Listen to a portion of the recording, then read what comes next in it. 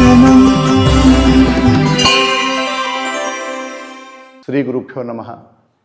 దక్షిణాంనాయ శృంగేరి శారదా పీఠాధీశ్వరులు జగద్గురు శంకరాచార్య శ్రీ శ్రీ శ్రీ భారతీ తీర్థ మహాసన్నిధానం వారికి, జగద్గురు శంకరాచార్య శ్రీ శ్రీ శ్రీ విధుశేఖర భారతీ సన్నిధానం వారికి సాష్టాంగ ప్రణామాలు అర్పిస్తూ, ఇవాళ భారతావనిలో ఒక సనాతన ధర్మానికి చిరునామా, ఆర్ష సంస్కృతికి ఆలవాలం, శతాబ్దాలుగా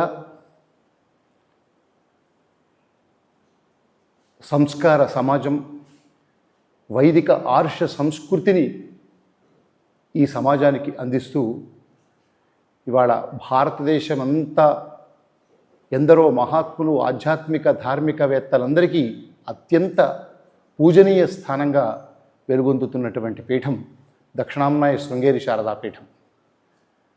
ఆదిశంకరాచార్యులు నెలకొల్పిన ఈ ఉత్కృష్ట ఆమ్నాయ పీఠంలో సురేశ్వరాచార్యులు ప్రథమ గురువు నుంచి ఈనాటి జగద్గురు శ్రీచరణుల దాకా కూడా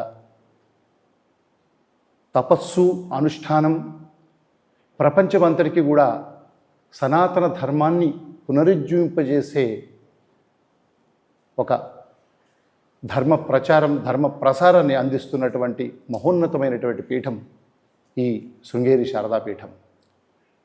రాష్ట్రపతి నుంచి సామాన్యుడి దాకా ఒకే విధమైనటువంటి శిష్య వాత్సల్యాన్ని, వారికి ఒక అత్యంత ఆదరణను, వాత్సల్యాన్ని చూపించే ఏకైక పీఠం ఈ జగద్గురు పీఠం. అలాంటి పీఠంలో ప్రస్తుత పీఠాధీశ్వరులు జగద్గురు శంకరాచార్య శ్రీ శ్రీ శ్రీ భారతీర్థ మహాస్వామి వారు సన్యాసాశ్రమం స్వీకరించి 50 ఏళ్ళు పూర్తయిన సందర్భంగా సువర్ణ భారతి మహోత్సవాలు అత్యంత వైభవంగా ఈ సంవత్సరం జరుగుతూ ఉన్నాయి. జగద్గురు శంకరాచార్య శ్రీ శ్రీ శ్రీ విధుశేఖర భారతీ సన్నిధానం వారు వారి ప్రత్యక్ష నిర్వహణలో ఎన్నో వైదిక కార్యక్రమాలు, ధార్మిక కార్యక్రమాలు, క్రతువులు, విశేషమైనటువంటి వైదిక సభలు, శాస్త్ర సభలు, శ్రౌత సభలు, ఇంకా అనేకమైనటువంటి సేవా కార్యక్రమాలు జరుగుతూ ఉన్నాయి. ప్రత్యేకంగా సాహిత్య కార్యక్రమాలు కూడా ఇక్కడ ఈ సందర్భంగా జరుగుతున్నాయి. ఈ సువర్ణ భారతి ఉత్సవాలకు అంకురార్పణంగానే ఇక్కడ శంకరగిరి అనేటువంటి చోట ఒక రాతితో నిర్మించినటువంటి అద్భుతమైనటువంటి ఆదిశంకర భగవత్పాదుల విగ్రహావిష్కరణతో ఆరంభమైన ఉత్సవాలు చాలా వైభవంగా జరుగుతున్నాయి.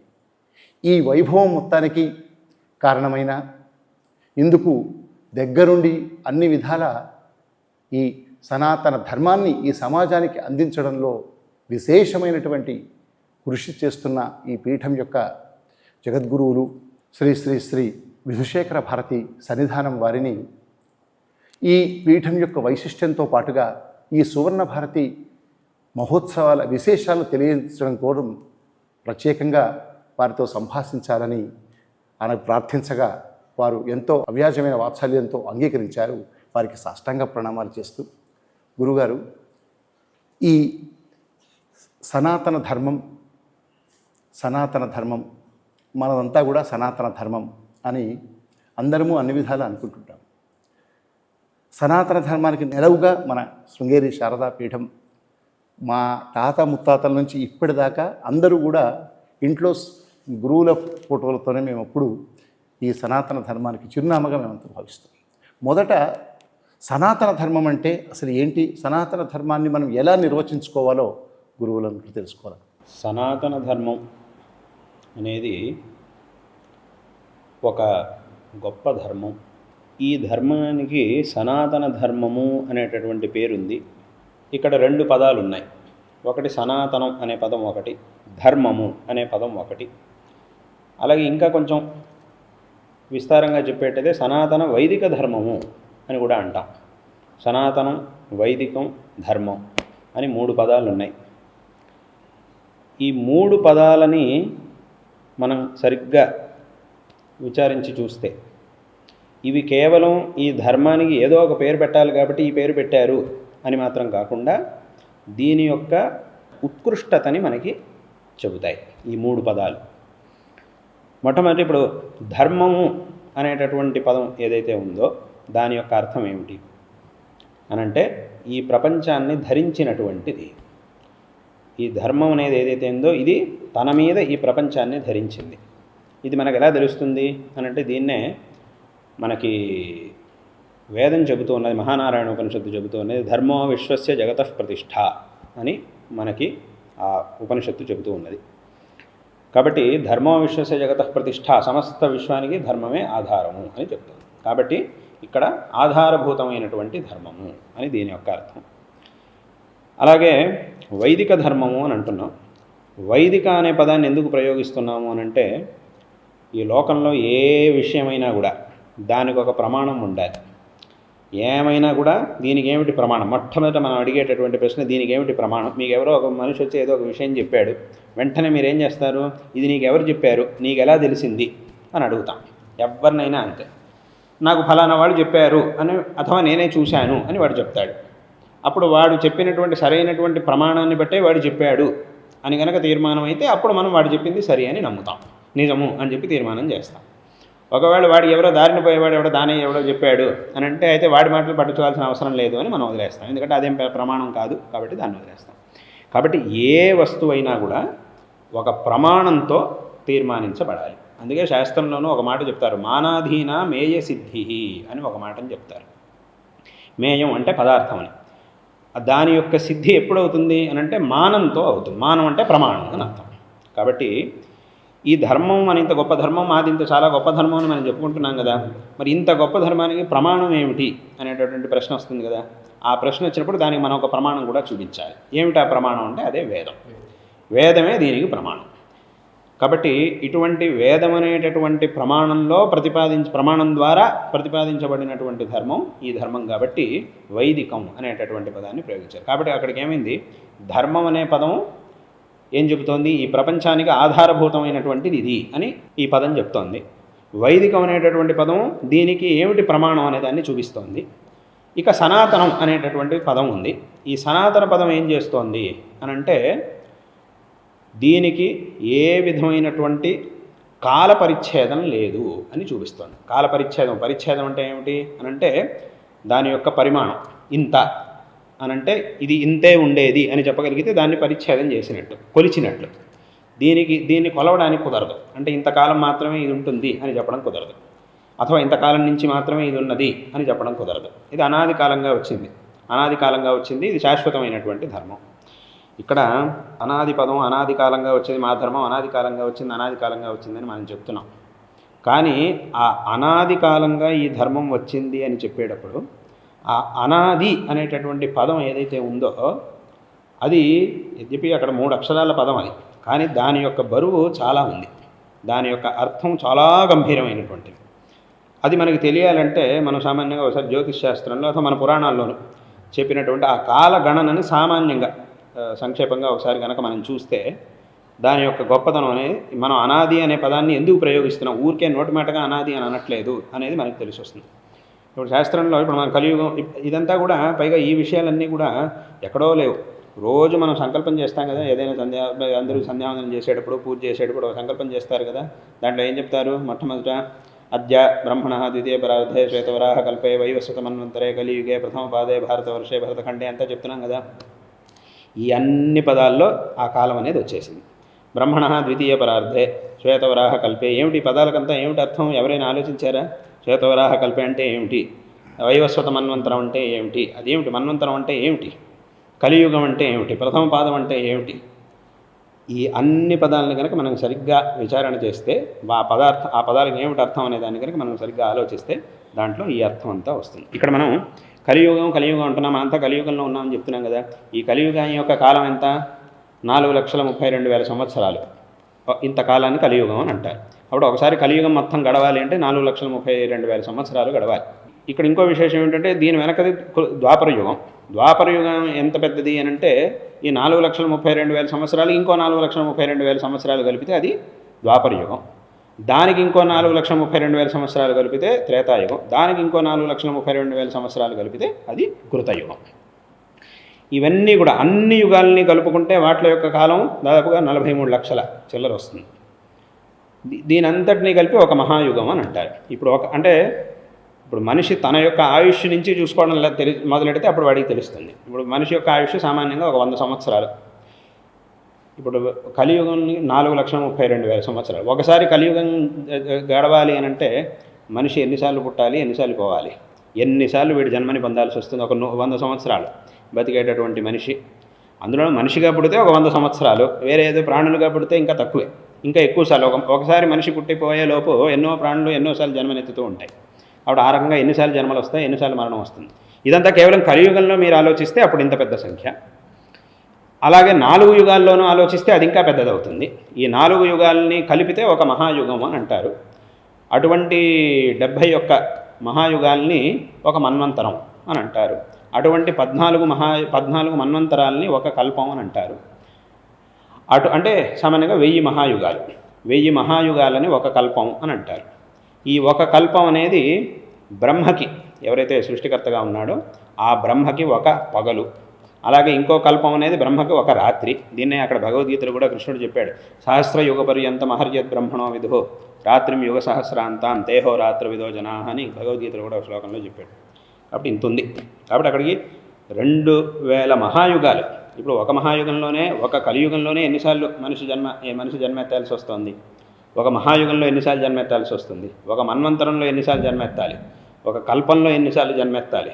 2 కల్పాలు అంటే ఒక కల్పం పగలు, ఒక కల్పం రాత్రి బ్రహ్మకి. అటువంటి అంటే అక్కడికి ఏమంటే 2 కల్పాలు అంటే మన యొక్క 2000 మహాయుగాలు, అవి బ్రహ్మకి ఒక రోజు. అటువంటి 360 రోజులు బ్రహ్మకు ఒక సంవత్సరం.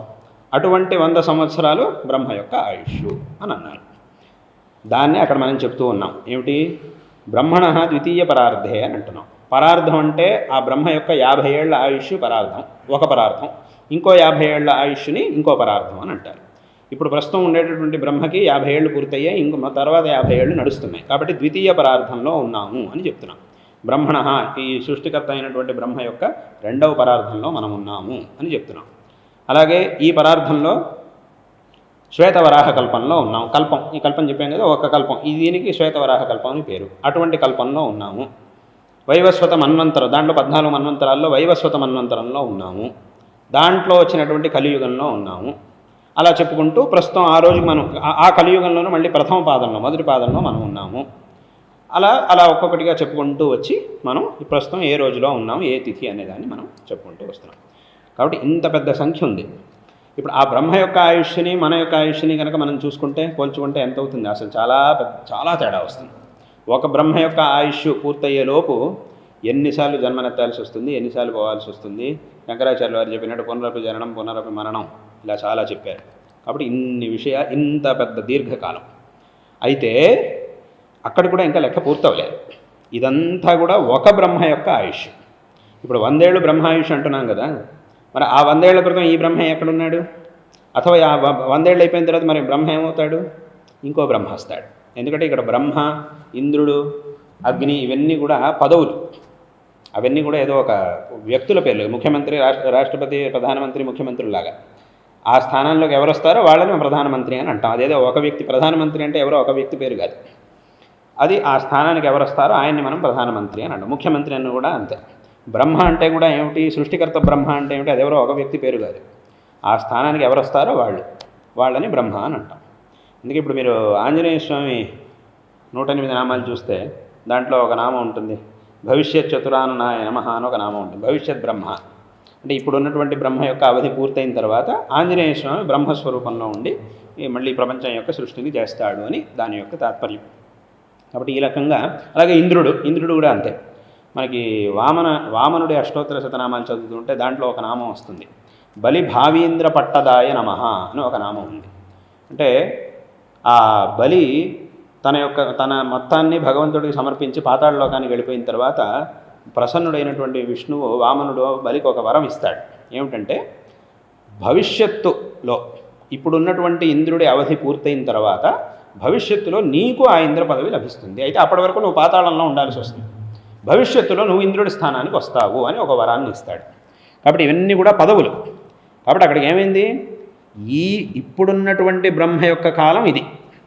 ఇంకా దీనికంటే వెనకాల ఒక బ్రహ్మ, దాని వెనకాల ఒక బ్రహ్మ, దాని వెనకాల ఒక బ్రహ్మ, అదంతా లెక్కేసుకుంటే ఆ కాలగణన అనేది అది అనంతమైనటువంటి కాలగణన. ఇంత లెక్కని దృష్టిలో పెట్టుకొని మా యొక్క ధర్మం సనాతన ధర్మము అని మనం అంటున్నాం.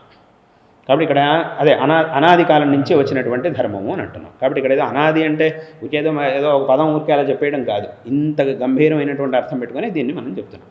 అయితే ఇదంతా కూడా మనకు నిరంతరం స్మరణలో ఉండాలి అనే ఉద్దేశంతోనే ఈ ప్రతి ఒక్క అనుష్ఠానంలోనూ ఈ సంకల్పాన్ని మన పెద్దవాళ్ళు ఏర్పరిచారు. కాబట్టి అది సామాన్యంగా అందరూ ఊరికే సంకల్పం చెప్పేసుకుంటూ వెళ్ళిపోతుంటారు.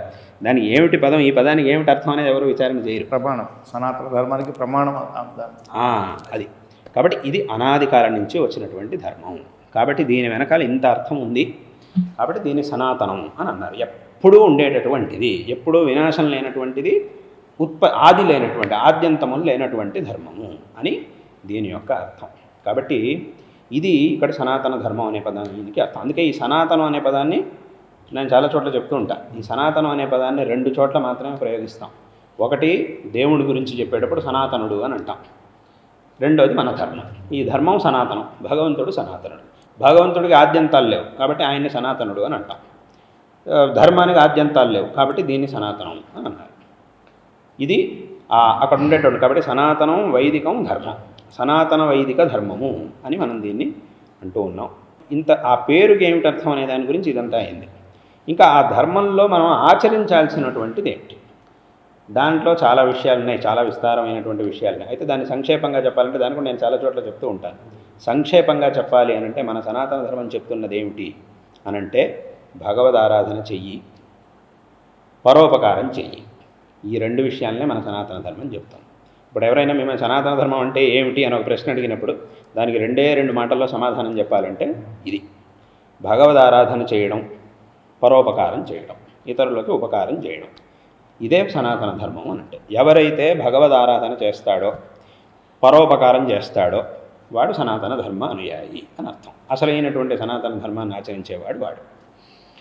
భగవదారాధన, ఇక భగవదారాధన చెయ్యాలి అన్నప్పుడు అప్పుడు భగవంతుడు అంటే ఎవరు, ఆయన ఆరాధన ఎలా చెయ్యాలి, భగవంతుడి యొక్క స్వరూపం ఏమిటి, సగుణ స్వరూపం, నిర్గుణ స్వరూపం, శివుడు, కేశవులు, ఈ విషయాలన్నీ కూడా దాని లోపల వచ్చేస్తాయి ఈ విషయాలన్నీ కూడా. అలాగే పరోపకారం చెయ్యాలి. పరోపకారం అంటే ఏమిటి, ఎవరికి ఏది కావాలో దాన్ని వాళ్ళకి ఇవ్వడం. ఇప్పుడు ఎవరికి ఏది కావాలో అదేగా వాళ్ళకి ఇవ్వాల్సింది. ఇప్పుడు ఏ మనిషికి ఏది కావాలో, ఆకలేసిన వాడికి అన్నం పెట్టాలి, వస్త్రం లేనివాడికి వస్త్రం ఇవ్వాలి. ఇలా చేస్తే ఎవరికి ఏది కావాలో దాన్ని వాళ్ళకి అందిస్తే అదే ఉపకారం అని అంటే. అది అక్కర్లేని వాడికి అది ఇస్తే దాన్ని ఎవరు ఉపకారం అనరు. చెప్పులు లేనివాడికి చెప్పులు ఇస్తే అప్పుడు వాడికి ఉపయోగం, కాళ్ళు లేని వాడికి చెప్పులు ఇస్తే అప్పుడు ఏముంది, అది ఉపకారం అనుకోదు. అదేంటి నేను ఉపకారమేగా చేసి నేను చెప్పులు ఇచ్చాను, వాళ్ళందరికీ పాపం కష్టపడుతున్నారు, చెప్పులు లేక వాళ్ళంతా ఇబ్బంది పడుతున్నారు, ముళ్ళల్లో నడుస్తున్నారు, అప్పుడు వాళ్ళందరికీ చెప్పులు ఇచ్చాను, అది ఉపకారం అయింది. వీడి కాళ్ళు లేవు, వీడికి చెప్పేస్తే ఎందుకు ఉపకారం అవ్వదు అని అంటే వీడికి అది లేదు కాబట్టి, వీడి దాని అది అవసరం లేదు కాబట్టి వాడికి ఏం కావాలో అది ఇవ్వాలి, వాడికి ఇది అవసరం లేదు, ఇంకేదో కావాల్సి ఉంది దాన్ని వాళ్ళకి ఇవ్వాలి. కాబట్టి ఎవరికి ఏది కావాలో, ధర్మానికి విరోధం కాకుండా, ధర్మ విరుద్ధం కాకుండా ఎవరికి ఏది కావాలో దాన్ని మనం వాళ్ళకి అందివ్వడం అనేదే ఉపకారం అని అంటే. దీన్నే శాస్త్రం చెప్తోంది. దాంట్లోనే అన్నదానం, వస్త్రదానం, ధనదానం, విద్యాదానం, ఇవన్నీ కూడా ఆ దానాలన్నీ కూడా దాంట్లో వచ్చాయి. కాబట్టి ఇదే మన యొక్క సనాతన ధర్మం చెప్తున్నటువంటిది, ప్రధానంగా చెప్తున్నటువంటి విషయాలు. భగవదారాధన చెయ్యాలి, అలాగే పరోపకారం చెయ్యాలి. ఈ విషయాల్ని చెప్పడం కోసమే ఇన్ని వేదాలు, ఇన్ని పురాణాలు, ఇవన్నీ కూడా. ఇప్పుడు ఇప్పుడు చెప్పినట్టుగా భగవదారాధన అన్న వెంటనే మనకు వచ్చే ప్రశ్న ఏమిటి, భగవంతుడు అంటే ఎవరు, ఆయన ఆరాధన ఎలా చెయ్యాలి ఇత్యాది ప్రశ్నలన్నీ మనకు వస్తాయి. ఇప్పుడు భగవంతుడు అంటే ఆయనకి సగుణ స్వరూపం అని ఒకటి ఉంది, నిర్గుణ స్వరూపం అని ఒకటి ఉంది. ఈ సగుణ స్వరూపాన్ని ఆరాధించడం అంటే అదే పూజ, ఇవన్నీ కూడా. నిర్గుణ స్వరూపాన్ని ఆరాధించడం అంటే అది వేదాంతం, దాన్నే వేదాంతాన్ని చింతన చేయడం. కాబట్టి ఇవన్నీ కూడా భగవదారాధన లెక్కలోకే వస్తాయి. కాబట్టి ఈ విషయాల్ని మన సనాతన ధర్మం చెబుతూ ఉన్నది. అదే రకంగా ఈ సనాతన ధర్మం అనేది ప్రతి ఒక్కరిని కూడా గౌరవించాలి, ప్రపంచంలో ఉండేటటువంటి ప్రతి ఒక్కరిని గౌరవించాలి అని చెప్తోంది ఈ ధర్మం. అంతే తప్ప ఎవరో వేరే వాడిని అయితే తుచ్చంగా చూడొచ్చు, వీడినైతే గొప్పగా చూడాలి, వీడినైతే తుచ్చంగా చూడాలి అనేటటువంటి అని మన ధర్మం ఇప్పుడు చెప్పదు. కానీ ఈ ధర్మం ఇలా చెబుతోంది అని ఎవడైనా భ్రమతో యథేచ్ఛంగా ప్రవర్తించాడు అని అంటే అది వాడి తప్పు తప్ప ధర్మం యొక్క అపరాధం కాదు. ఇప్పుడు లోకంలో కొన్ని విభాగాలు ఉంటాయి. ఏదైనా ఒక పెద్ద సంస్థ అన్నప్పుడు ఆ సంస్థలో కొన్ని విభాగాలు ఉంటాయి. ఇదో డిపార్ట్మెంటు, అదో డిపార్ట్మెంటు అని ఉంటుంది. దానికి సంబంధించిన వ్యవహారాలు ఒకలా ఉంటాయి. అవన్నీ కూడా ఒకే సంస్థకి సంబంధించినవి. అయితే వ్యవహార దృష్ట్యా ఇన్ని విభాగాల్ని చేయడం అనేది ఉంటుంది. కాబట్టి ఆ విభాగానికి సంబంధించినటువంటి వ్యవహారాలన్నీ ఇలా జరగాలి, దానికి ఒక ముఖ్యస్థుడు ఉంటాడు. ఈ విభాగానికి సంబంధించినటువంటి వ్యవహారాలన్నీ ఇలా జరగాలి, దానికో ముఖ్యస్థుడు, ఇలా ఒక్కొక్క విభాగానికి ఒక్కొక్క ముఖ్యస్థుడు ఉంటాడు. వాళ్ళ కర్తవ్యాలు అవన్నీ కూడా వేరే వేరే ఉంటాయి. వాళ్ళందరూ కూడా వాళ్ళ కర్తవ్యాల్ని సరిగ్గా నిర్వహిస్తూ, ఈ విభాగం వాడు దాంట్లో తలదూర్చకుండా, వాడు దీంట్లోకి తలదూర్చకుండా అందరూ కూడా వాళ్ళ పనులని చక్కగా చేస్తూ ఉన్నప్పుడు అప్పుడు సంస్థ చాలా చక్కగా నడుస్తుంది. ఇప్పుడు శరీరం ఉంది, ప్రతి ఒక్క అంగము ఈ శరీరానికి కావాలి. శరీరంలో ఏ ఒక్క అంగం లేకపోయినా కూడా అదే వాడిని వికలాంగుడు అని మనం అనాలి. ఏదో ఒక వేలు లేదు, ఒక వేలు లేకపోవడం వల్ల ఏమిటి నష్టం? ఏదో చిటికన వేలు లేదు వాడికి, దానివల్ల పెద్దగా నష్టం లేకపోవచ్చు. మనం పైపైన చూసినప్పుడు దానివల్ల ఏమిటి పెద్దగా నష్టమేం లేకపోవచ్చు. కానీ అది కూడా ఒక అంగమే, దాన్ని కూడా వదలడానికి వీలు. అది లేకపోయినా, అదొక్క అంగం లేకపోయినా కూడా వీడు వికలాంగుడు అని అనిపించుకుంటాడు. కాబట్టి ఇప్పుడు ఉన్న శరీరంలో ఉండే అణువు కూడా మనకి ముఖ్యమే.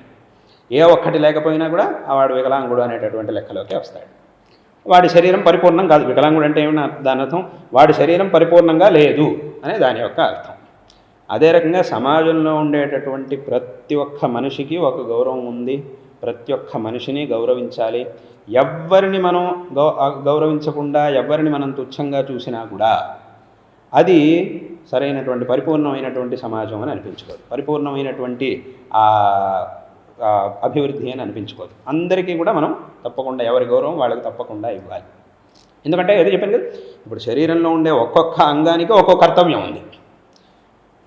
కాళ్ళకు ఒక కర్తవ్యం ఉంది, చేతికి ఒక కర్తవ్యం ఉంది, కళ్ళకు ఒక కర్తవ్యం ఉంది. ప్రతి ఒక్క అంగానికి ఒక్కొక్క కర్తవ్యం ఉంది. అవన్నీ కూడా వాట్ల పనులను చక్కగా చేస్తూ ఉంటే అప్పుడు అది పరిపూర్ణమైనటువంటి శరీరం. ఏదో కాలు పనిచేయట్లేదు, చెయ్యి పనిచేయట్లేదు, అది పరిపూర్ణమైనటువంటి ఆరోగ్యవంతమైనటువంటి శరీరం కాదు.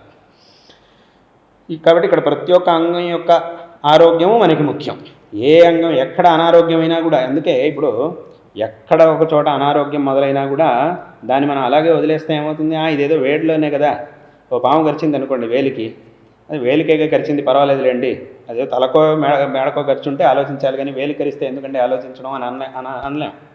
ఎందుకంటే అది కూడా మన అంగమే, ఈ శరీరం యొక్క అంగమే అది.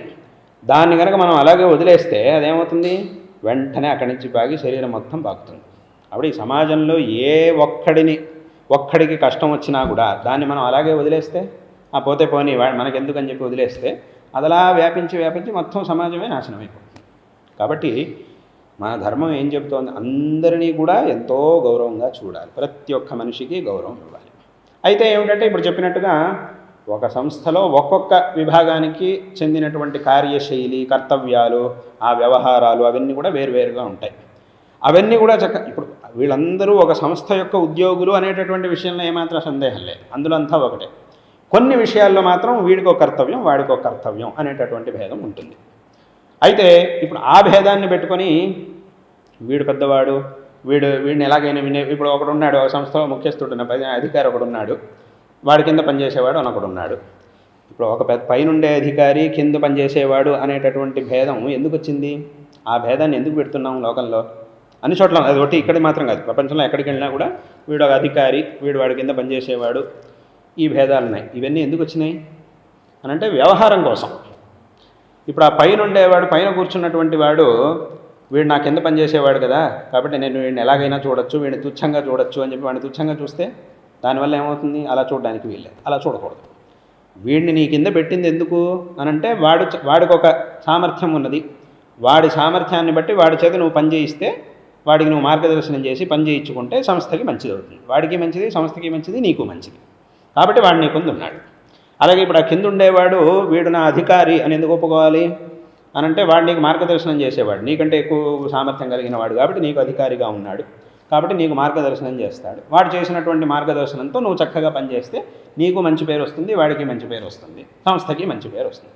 కాబట్టి ఇటువంటి విభాగాలని ఇవన్నీ కూడా ఈ దృష్టితో చేస్తున్నాం. కాబట్టి ఇప్పుడు వీడు అధికారి, వీడు కింద ఉండేవాడు, వాడిపైన వీడు పనిచేస్తున్నాడు అనేటటువంటి భేదాన్ని కల్పించింది ఎందుకనంటే వీళ్ళు ఇద్దరు కొట్టుకోవడానికి కాదు, వాళ్ళిద్దరిలో ఏదో వైరం కలిగించడానికి కాదు, దాని యొక్క నిర్వహణ కోసం. ఆ ఒక నిర్వహణ అనేటటువంటి ఉద్దేశంతో దీన్ని అక్కడ చేసి ఉంటారు. ఇప్పుడు ఆ పైన పనిచేసేవాడు కింద పనిచేసేవాడిని ఏం చేయాలి? వాడికి కావాల్సిన రీతిలో పని చేయించాలి. వాడి కర్తవ్యం ఏమిటో చక్కగా పని చేయించాలి. వాడికి కావాల్సింది వాడికి ఇవ్వాలి. అంతే తప్ప వీడు నా కింద పని చేస్తున్నాడు కాబట్టి వీడిని నేను ఏమైనా అనొచ్చు, ఎంత తుచ్చంగా నీచంగా చూడొచ్చు అనుకుంటూ ఏదేదో చేయడం మొదలెడితే అప్పుడు ఏమవుతుంది? అది వాడి తప్పు అవుతుంది తప్ప, ఆ వ్యక్తి తప్పు అవుతుంది తప్ప సంస్థ దాని వ్యవస్థ ఏదైతే ఉంటుందో దాని తప్పు కాదు, దానికి సంబంధించినటువంటి తప్పు కాదు. కాబట్టి ఇదంతా కూడా ఉంది. కాబట్టి అదే రకంగా ఈ ధర్మం అనేది ఏదైతే ఉందో ఇందులో కొన్ని విభాగాలు ఉన్నాయి. ఇవన్నీ కూడా కేవలం ఈ లోకస్థితి కోసం చేయబడినటువంటివే తప్ప దీన్ని పెట్టుకొని ఎవరైనా విశృంఖలంగా ప్రవర్తిస్తే అది ఆ వ్యక్తుల యొక్క దోషం ఏమవుతుంది తప్ప ఆ ధర్మం యొక్క దోషం అనేది అవ్వదు. ఇప్పుడు ఈ విభాగాలు ఇవన్నీ పక్కన పెట్టండి. ఇద్దరు అన్నదమ్ములు ఉన్నారు. ఒకే తల్లి కడుపున పుట్టిన వాళ్ళు ఇద్దరు అన్నదమ్ములు ఉన్నారు. వాళ్ళిద్దరూ గనక పరస్పరం గొడవ పడితే ఈ అన్న తమ్ముళ్ళు వీళ్ళిద్దరూ కనుక ఒకళ్ళనొకళ్ళు కొట్టుకుంటే అక్కడ ఏముంది? దాని ఆ తప్పు ఎవరిది? వాళ్ళల్లో ఉండేటటువంటి దోషం. ఇద్దరిలో ఎవరో ఒకళ్ళలో ఏదో ఒక దోషం ఉండాలి. దానివల్ల వాళ్ళిద్దరికీ గొడవ వచ్చింది. అథవా ఇద్దరిలోనూ ఉండొచ్చు దోషం, దానివల్ల వాళ్ళిద్దరికీ గొడవ వచ్చింది. కాబట్టి ఇప్పుడు ఏమైంది? వీళ్ళిద్దరు అన్నదమ్ములు ఉంటే ఇట్లా వీళ్ళిద్దరు గొడవ పడుతున్నారని చెప్పి అసలు ఈ వ్యవస్థ తప్పు అని అనడానికి వీల్లేదు. కాబట్టి ఇక్కడ ఏం చేయాలంటే మనిషి చైతన్యాన్ని సంపాదించుకోవాలి. మనిషి తనలో ఉండేటటువంటి ఈ కామక్రోధాదులన్నింటినీ నియంత్రించుకొని అందరినీ చక్కగా గౌరవిస్తూ అందరితోనూ కలిసి చక్కగా ఎవరెవరు వాళ్ళ కర్తవ్యాన్ని, వాళ్ళ బాధ్యతల్ని, వాళ్ళ కర్తవ్యాల్ని వాళ్ళ పరిధుల్లో అందరూ ఉంటూ ఎవరిని ఊరికే అనవసరంగా అవమానించడం అథవా ఇత్యాది ఇవి చేయకుండా వాళ్ళ పనులను వాళ్ళు చేసుకుంటూ పోతే చాలా చక్కగా సాగుతుంది. ఇట్లాగే సాగింది, అనాది కాలంగా ఇట్లాగే సాగుతూ వచ్చింది. కాబట్టి ఇది మనకి చాలా ఆవశ్యకం. కాబట్టి మనుషులు మారాలి. వాళ్ళల్లో ఉండేటటువంటి ఆ సామర్థ్యం, వాళ్ళలో ఉండేటటువంటి ఆ భావన మారాలి. అందరికీ కూడా గౌరవం ఇవ్వాలి. ఎవరి పనులు వాళ్ళు చేసుకోవాలి. ఇంకోళ్ళకి గౌరవం ఇవ్వాలి. కాబట్టి ఇదంతా ఎందుకు వచ్చింది అని అంటే ఈ ధర్మం అనేది ప్రతి ఒక్కరిని నువ్వు గౌరవించాలి. అందుకే ఒక మాట ఉంది శాస్త్రంలో, ఆత్మవత్ సర్వభూతాన్ని యః పశ్యతి సపశ్యతి అని చెప్తాను. ఎవరైతే తనలాగే అందరినీ చూస్తాడో, తనకు ఏదైనా ఇబ్బంది కలిగితే ఎలాగైతే తనకి దుఃఖం కలుగుతుందో అలాగే వీడు ఇంకోటిని ఏదైనా చేస్తే వాడికి అలాగే దుఃఖం కలుగుతుందో, కాబట్టి వాడిని ఏం చేయకూడదు అనేటటువంటి భావన వీడికి రావాలి. ఈ దృష్టితో ఎవడైతే చూస్తాడో వాడు నిజమైనటువంటి జ్ఞాని అని శాస్త్రం చెబుతూ ఉన్నది. కాబట్టి ఈ ధర్మం మనకి ముఖ్యంగా చెబుతూ ఉన్నటువంటిది భగవద్ ఆరాధన చెయ్యాలి, పరోపకారం చెయ్యాలి. ఎవరికి ఏది కావాలో దాన్ని మనం మన శక్తి అనుసారంగా వాళ్ళకి మనం ఉపకారం చెయ్యాలి అని ఈ యొక్క సనాతన ధర్మం చెబుతూ ఉన్నది. గురువుగారు, ఇప్పుడు ఈ సనాతన ధర్మానికి మనకు ఒక దిక్సూచిక అవైదిక మతాలు ఎన్నో పెట్టిరిగిపోతున్న తరుణంలో ఒక అవతారంగా ఆదిశంకర భగవత్పాదులు ఉద్భవించి ఇవాళ మనకి ఇంత గొప్ప వారసత్వాన్ని ఇచ్చారు. వారిని భగవత్పాదులు ఒక అవతార పురుషులు అని మనం ఇన్ని సంవత్సరాలుగా మనం వారిని చేసుకుంటున్నాం. ఆదిశంకరుల యొక్క వైశిష్ట్యాన్ని, ఆదిశంకరాచార్యుల వారు మన యొక్క సనాతన ధర్మాన్ని ఉద్ధరించి ప్రతి ఒక్క మనిషి యొక్క శ్రేయస్సుకి కావలసినటువంటి మార్గాన్ని ఉపదేశించిన వారు. అందుకే వారిని మనం జగద్గురువులు అని అంటాం. జగద్గురువు అనే పదానికి ఏమిటి అర్థం? జగద్గురువు అంటే ఏమిటి? అది ఊరికే అలా వాళ్ళు పెట్టుకునే పేరే ఇది. జగద్గురువు అని అంటే ఎవరికి వాళ్ళు పెట్టుకునేటటువంటి పేరు కాదు. ఈ జగద్గురువు అనే పేరు అది వ్యక్తి యొక్క గొప్పతనాన్ని బట్టి ఆ పేరు తనంతట తానే రావాలి, తనంతట తానే వస్తుంది ఆ పేరు. ఇదేదో ఊరికే ఏదో పేరు పెట్టుకున్నట్టు జగద్గురువులు అని పేరు పెట్టేసుకుంటే వీడు జగద్గురు అయిపోతాడు అని అలా అర్థం కాదు. ఈ మధ్య సామాన్యంగా ఇప్పటి కాలంలో ఆ పేరుకి ఆ విలువ పోయింది. జగద్గురు అనేటటువంటి పేరుకి ఇప్పటి కాలంలో విలువ పోయింది. అంటే ఇది ఎట్లా అయిందంటే ఒక రకంగా వీళ్ళు జగద్గురు అని పెట్టుకుంటే నేను ఎందుకు పెట్టుకోకూడదు, నేను పెట్టుకుంటా ఆ పేరు. వాడు పెట్టుకుంటున్నాడు, నేను ఎందుకు పెట్టుకోకూడదు. వీళ్ళు పెట్టుకుంటున్నారు, నేను ఎందుకు పెట్టుకోకూడదు. నేను పెట్టేసుకుంటావు పేరు. వీడి పేరు పెట్టుకోవడం, వాడి వెనకాల నలుగురు నిలబడ్డం. ప్రపంచంలో ఎవడైనా సరే వాడు ఎంతటి దుర్మార్గుడైనా సరే వాడి వెనకాల నలుగురు ఉండనే ఉంటారు. కానీ అలాగని చెప్పి వాడు చేసిందంతా సరి అని మనం ఒప్పుకోవడానికి వెళ్ళలేదు. ఇప్పుడు మహాభారతంలో చూస్తే కురుక్షేత్ర యుద్ధం అప్పుడు పాండవుల వెనకాల నిలబడ్డ సైన్యం కంటే కౌరవుల వెనకాల నిలబడ్డ సైన్యమే పెద్దది కదా. అలాగని కౌరవులు చేసింది సరి అని మనం ఒప్పుకోవడానికి అవుతుందా? అలా అవదు. కాబట్టి ఇప్పుడు ఏమవుతుందంటే ఎవరికి ఊరికే ఈ జగద్గురు అనే పదానికి ఇప్పటి కాలంలో ఆ విలువే పోయింది అసలు. కాబట్టి వాస్తవంగా ఈ పదానికి ఏమిటి అర్థం, దీని యొక్క అర్థం ఏమిటి అని అంటే, ఈ జగత్తులో ఉండేటటువంటి ఇప్పుడు మనకి గురువు నుంచి ఏం కావాలి? గురువు నుంచి శిష్యుడికి కావాల్సింది ఏమిటి? శిష్యుడి ఆత్మోద్ధారానికి కావాల్సినటువంటి జ్ఞానం. గురువు శిష్యుడి జ్ఞానాన్నిగా ఇచ్చేది. శిష్యుడి ఆత్మోద్ధరణకి కావలసినటువంటి జ్ఞానాన్ని గురువు ఇస్తాడు. ఇప్పుడు ప్రత్యేకంగా వాళ్ళ ఆత్మోద్ధరణకి వాళ్ళ ఉద్ధారానికి కావలసినటువంటి మార్గాల్ని ఉపదేశించినటువంటి గురువులు వాళ్ళ గురువులు వేరే వేరే ఉంటారు లోకంలో. కానీ సర్వసామాన్యంగా ఈ ప్రపంచంలో ఉండేటటువంటి ఈ జగత్తులో ఉండేటటువంటి ప్రతి ఒక్క మనిషి ఏ విధమైనటువంటి ఆత్మోద్ధారాన్ని కోరుకుంటున్నాడో ఆ ఆత్మోద్ధారానికి కావలసినటువంటి మార్గాన్ని ఉపదేశించేటటువంటి వ్యక్తి ఎవరైతే ఉంటారో వారిని గురువు, జగద్గురువు అని అంటాం. ఇప్పుడు మీరేదో స్కూల్కి వెళ్ళారనుకోండి, అదో స్కూల్కో ఎక్కడికో వెళ్ళారు, అక్కడ మీకు కొన్ని పాఠాలు నేర్పించినటువంటి టీచర్లు వాళ్ళు ఎవరో ఉంటారు. వాళ్ళు దానికి మాత్రమే మీకు గురువు. ఆ విద్యకి అందులోనూ భేదాలు ఉన్నాయి. ఈ విద్యకి ఆయన గురువు, ఈ సబ్జెక్ట్ని ఈయన నేర్పించాడు, ఈ లెక్కల్ని నేర్పించిన ఆయన ఈయన, వేరే ఇతిహాసం నేర్పించిన ఆయన ఈయన అని వేరే వేరే ఉంటాయి కదా. చరిత్ర గురించి పాఠం చెప్పిన ఆయన ఈయన అని వేరే దానికి మాత్రమే వాళ్ళు గురువు.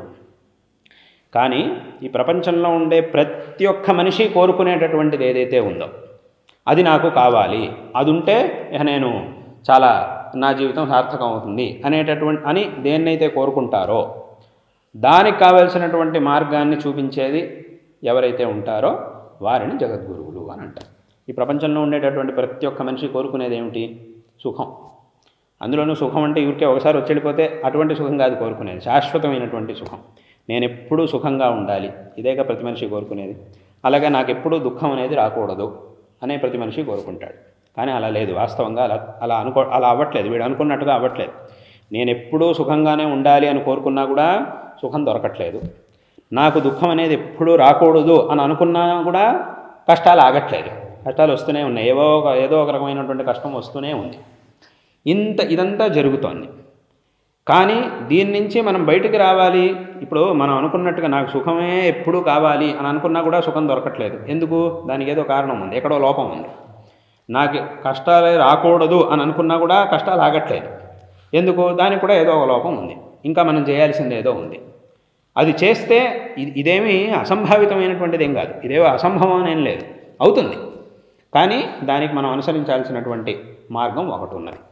ఆ మార్గాన్ని కనుక మనం అనుసరిస్తే శాశ్వతమైనటువంటి సుఖం మనకి లభిస్తుంది. దాన్నే మోక్షము అని అంటారు. అలాగే అన్ని దుఃఖాల నుంచి విముక్తి అనేది మనకి లభిస్తుంది. దాన్ని కూడా మోక్షం అంటే ఏమిటి? అన్ని సాంసారికమైనటువంటి అన్ని దుఃఖాల నుంచి విముక్తుడై శాశ్వతమైనటువంటి సుఖాన్ని పొందడం, ఇదే మోక్షము అని అంటే. ఇప్పుడు భగవద్గీతలో కృష్ణ పరమాత్మ చెప్పాడు, సర్వధర్మాన్ పరిత్యజ్య మామేకం శరణం వ్రజ అహంత్వా సర్వపాపేభ్యో మోక్షయిష్యామి మా శుచః అని భగవంతుడు చెప్పాడు. నువ్వు నన్ను ఆశ్రయిస్తే నేను నీకు పరిపూర్ణమైనటువంటి శ్రేయస్సుని నీకు అందిస్తాను, అన్ని పాపాల నుంచి నిన్ను విముక్తుణ్ణి చేసి, అన్ని కష్టాల నుంచి నిన్ను విముక్తుణ్ణి చేసి నీకు సంపూర్ణమైన శ్రేయస్సుని నేను అనుగ్రహిస్తాను అని కృష్ణుడు చెప్పాడు. కాబట్టి అదొకటి ఉంది. అయితే అదొకటి ఉంది, దాని మీద మనిషికి ఆశ ఉంది, అలానే దాన్ని నేను పొందాలి అనేటటువంటి ఆశ కూడా మనిషికి ఉంది. అయితే ఆ మార్గాన్ని మాత్రం సరిగ్గా చెప్పేవాళ్ళు కావాలి, సరైనటువంటి ప్రమాణాన్ని పెట్టుకొని దానికి ఏమిటి మార్గం అనేదాన్ని చెప్పే వ్యక్తి కావాలి మనకి. కాబట్టి ఈ జగత్తులో ఉండే అందరి యొక్క అపేక్ష ఇది. అందరూ ఇటువంటి ఫలాన్ని అపేక్షిస్తూ ఉన్నారు. కాబట్టి దానికి కావాల్సినటువంటి మార్గాన్ని ఎవరైతే చూపిస్తారో వారిని జగద్గురువులు అని అంటాం. కాబట్టి అటువంటి జగద్గురువులు. కాబట్టి ఇప్పుడు ఈ ప్రపంచంలో వాడు ఏ మూల ఏ దేశంలో ఉన్నా కూడా ఒక వ్యక్తికి తన జీవితాన్ని సార్థకపరుచుకొని శాశ్వతమైనటువంటి సుఖాన్ని పొందాలంటే ఏం చేయాలి అనే ఒక ప్రశ్న వాడి మనసులో ఉద్భవించినప్పుడు దానికి కావాల్సినటువంటి సరైన సమాధానం, ఇంకా మళ్ళీ దాని మీద ఏ విధమైనటువంటి ఆక్షేపణలకు అవకాశం లేకుండా ఇదే సరి అనేటటువంటి ఒక సమాధానం మనకు ఎక్కడ లభిస్తుంది అంటే శంకరాచార్యుల వారి యొక్క ఉపదేశాల్లో మనకి లభిస్తుంది. కాబట్టి అందుకోసమే శంకరుల్ని మనం జగద్గురువులు అని అంటాం. ఇది ఆ తత్వానికి సంబంధించినటువంటి విషయం. అదే రకంగా నిత్య జీవితంలో ఒక మనిషి ఇంకో మనిషితో ఎలా నడుచుకోవాలి, సమాజంలో మనం ఎలా నడుచుకోవాలి అనేటటువంటి విషయాల్ని కూడా శంకరాచార్యులు వారు చెప్పారు. ఇవన్నీ ప్రాథమిక విషయాలు. ఇటువంటి ప్రాథమికమైనటువంటి విషయాల్ని చెప్పారు. అంతిమమైనటువంటి ఉత్కృష్టమైనటువంటి అద్వైత తత్వాన్ని కూడా శంకరాచార్యులు వారు చెప్పారు. తద్వారా మోక్ష మార్గాన్ని శంకరులు ఉపదేశించారు. కాబట్టి మనిషి యొక్క ఆత్మోద్ధరణకి కావలసినటువంటి అన్ని విషయాలను శంకరులు ఉపదేశించారు. కాబట్టి వారిని మనం జగద్గురువులు అని అంటాం. కాబట్టి ఇది ఒక ముఖ్యమైనటువంటి విషయం శంకరాచార్యులు వారి యొక్క గొప్పదనానికి. అదే రకంగా ఇంకో విషయం ఏమిటి అనంటే, శంకరాచార్యుల వారు అందరిలోనూ ఒక ఐకమత్యాన్ని తీసుకొచ్చారు. సమస్త ఆస్తికుల్లోనూ ఐకమత్యాన్ని తీసుకొచ్చారు. ఎందుకంటే నేను చాలా చోట్ల చెప్తూ ఉంటాను, ఇప్పుడు ఒక కాలంలో సమస్య ఏమిటి, అసలు దేవుడే లేడు అనేటటువంటి వాళ్ళ వల్ల సమస్య కాదు, దేవుడు ఉన్నాడు అని స్పష్టంగా మనం దాన్ని విషయాన్ని నిర్ణయించిన తర్వాత అప్పుడు రెండో సమస్య మొదలవుతుంది. ఏమిటి, దేవుడు ఉన్నాడు సరే, ఏ దేవుడు, మళ్ళీ ఈ దేవుడా ఆ దేవుడా, ఈ దేవుడు పెద్దవాడా ఆ దేవుడు పెద్దవాడా, ఏ దేవుడు పెద్దవాడు, ఇదో ప్రశ్న మళ్ళీ మొదలవుతుంది అక్కడ. ఆ ప్రశ్న మళ్ళీ ఆ ప్రశ్న దానికి సమాధానం చెప్పుకోవడం కోసం ఒకళ్ళొకళ్ళు కొట్టుకోవడం, ఇవన్నీ కూడా మళ్ళీ అంతఃకలహాలు, ఇవన్నీ కూడా శివుడే పెద్దవాడు విష్ణువు చిన్న పెద్దవాడు అని వీళ్ళందరూ కూడా పరస్పరం కొట్టుకోవడం, ఈ విషయాలన్నీ ఇలాంటివన్నీ కూడా జరుగుతూ ఉంటాయి. అది రెండో సమస్య. దాన్ని కూడా వాస్తవంగా ఇక్కడ ఏమిటంటే, ఉపనిషత్తులు, పురాణాలు, ఇతిహాసాలు వీటన్నిటిని కూడా సమగ్రంగా అధ్యయనం చేసి అవలోకనం చేసినటువంటి వాడికి ఈ ప్రశ్నలకు అవకాశమే ఉండదు. ఎవడైతే సగం చదువుతాడో, ఏదో ఒకటి మాత్రమే చదివినప్పుడు ఈ ప్రశ్నలన్నీ కూడా మనకు ఉద్భవిస్తూ ఉంటాయి. ఇదేమిటి, అదేమిటి, అదెందుకు, ఈ శివుడే పెద్దవాడు విష్ణువు చిన్నవాడు అనడం, అథవా విష్ణువే పెద్దవాడు శివుడు చిన్నవాడు అనడం, కాదు వీళ్ళిద్దరికంటే అమ్మవారే పెద్ద అని అనడం, ఇవన్నీ కూడా ఈ పక్షాలన్నీ కూడా ఏర్పడతాయి. వాళ్ళకి పరస్పరం అదే పూర్తవుతుంది, అది ఎప్పటికీ పూర్తవుతుంది, ఇంకా అది ఆ గొడవలు అవుతూనే ఉంటాయి. అటువంటి సందర్భాల్లో శంకరాచార్యుల వారు అవతరించి వాళ్ళందరికీ అసలైనటువంటి తత్వం ఏదైతే ఉందో, ఈ భగవంతుడి పేరు చెప్పుకొని ఊరికే మీరు ఇట్లా కొట్టుకోవడం అనేది సరికాదు. ఎందుకంటే ఉన్న భగవంతుడు ఒక్కడే. కాబట్టి అసలు వాస్తవంగా భగవంతుడు ఒక్కడే. కాబట్టి ఇవన్నీ కూడా ఆయన యొక్క వేరువేరు రూపాలు. కాబట్టి ఇక్కడ పరస్పరం ఈ కలహాలకు అవకాశం లేదు అనేటటువంటి విషయాన్ని చెప్పి శంకరాచార్యుల వారు వాళ్ళందరికీ కూడా ఆ తత్వాన్ని ఉపదేశించి అందరిలోనూ ఒక ఐకమత్యం తీసుకొచ్చారు. ఎందుకంటే ఇప్పుడు శివుడికి సంబంధించినటువంటి పురాణాలు, స్తోత్రాలు అంటే మనమే కొంచెం ఆలోచన చేసినా కూడా మనకి ఈ విషయం తెలుస్తుంది. ఇప్పుడు శివుడికి సంబంధించినటువంటి పురాణాలు ఉన్నాయి, స్తోత్రాలు ఉన్నాయి. వాటిని మనం చదివినప్పుడు దాంట్లో ఏముంటుంది, ఆ పరమేశ్వరుడే ఈ జగత్తు యొక్క సృష్టి స్థితి సంహారాన్ని చేసేటటువంటి వాడు అని దాంట్లో ఉంటుంది. విష్ణువుకి సంబంధించిన స్తోత్రాలు తీసుకుంటే విష్ణువే ఈ జగత్తును సృష్టించేవాడు, పరిపాలించేవాడు, సంహరించేవాడు అని దాంట్లో ఉంటుంది. అమ్మవారి యొక్క స్తోత్రాలను తీసుకుంటే, పురాణాలను తీసుకుంటే అమ్మవారే ఈ జగత్తు యొక్క సృష్టి స్థితి పరిపాలన చేస్తుంది అని ఉంటుంది.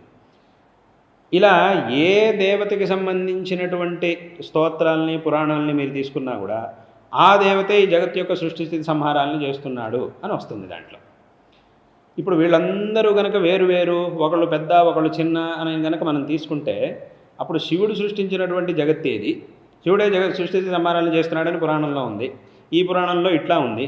మరి ఇప్పుడు శివుడు ఏ జగత్తుని సృష్టిస్తున్నాడు, విష్ణువు ఏ జగత్తుని సృష్టిస్తున్నాడు, అమ్మవారు ఏ జగత్తుని సృష్టిస్తోంది, మనం ఇప్పుడు ఏ జగత్తులో ఉన్నాం, వీళ్ళు సృష్టించినటువంటిది వేరువేరా, లేకపోతే అదంతా ఒకటేనా?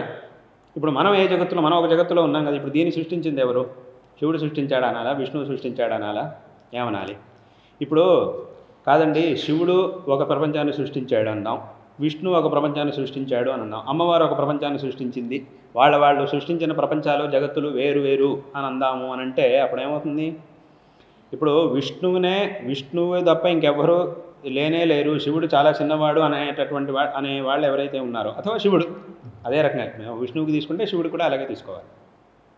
వాళ్ళు ఏదైతే ఉన్నారో వాళ్ళు ఏమంటున్నారు, ఈ సమస్త జగత్తులోనే విష్ణువే పరమదైవతం, అథవా శివుడిని ఆరాధించే శివుడే పరమదైవతం అని అంటున్నారు.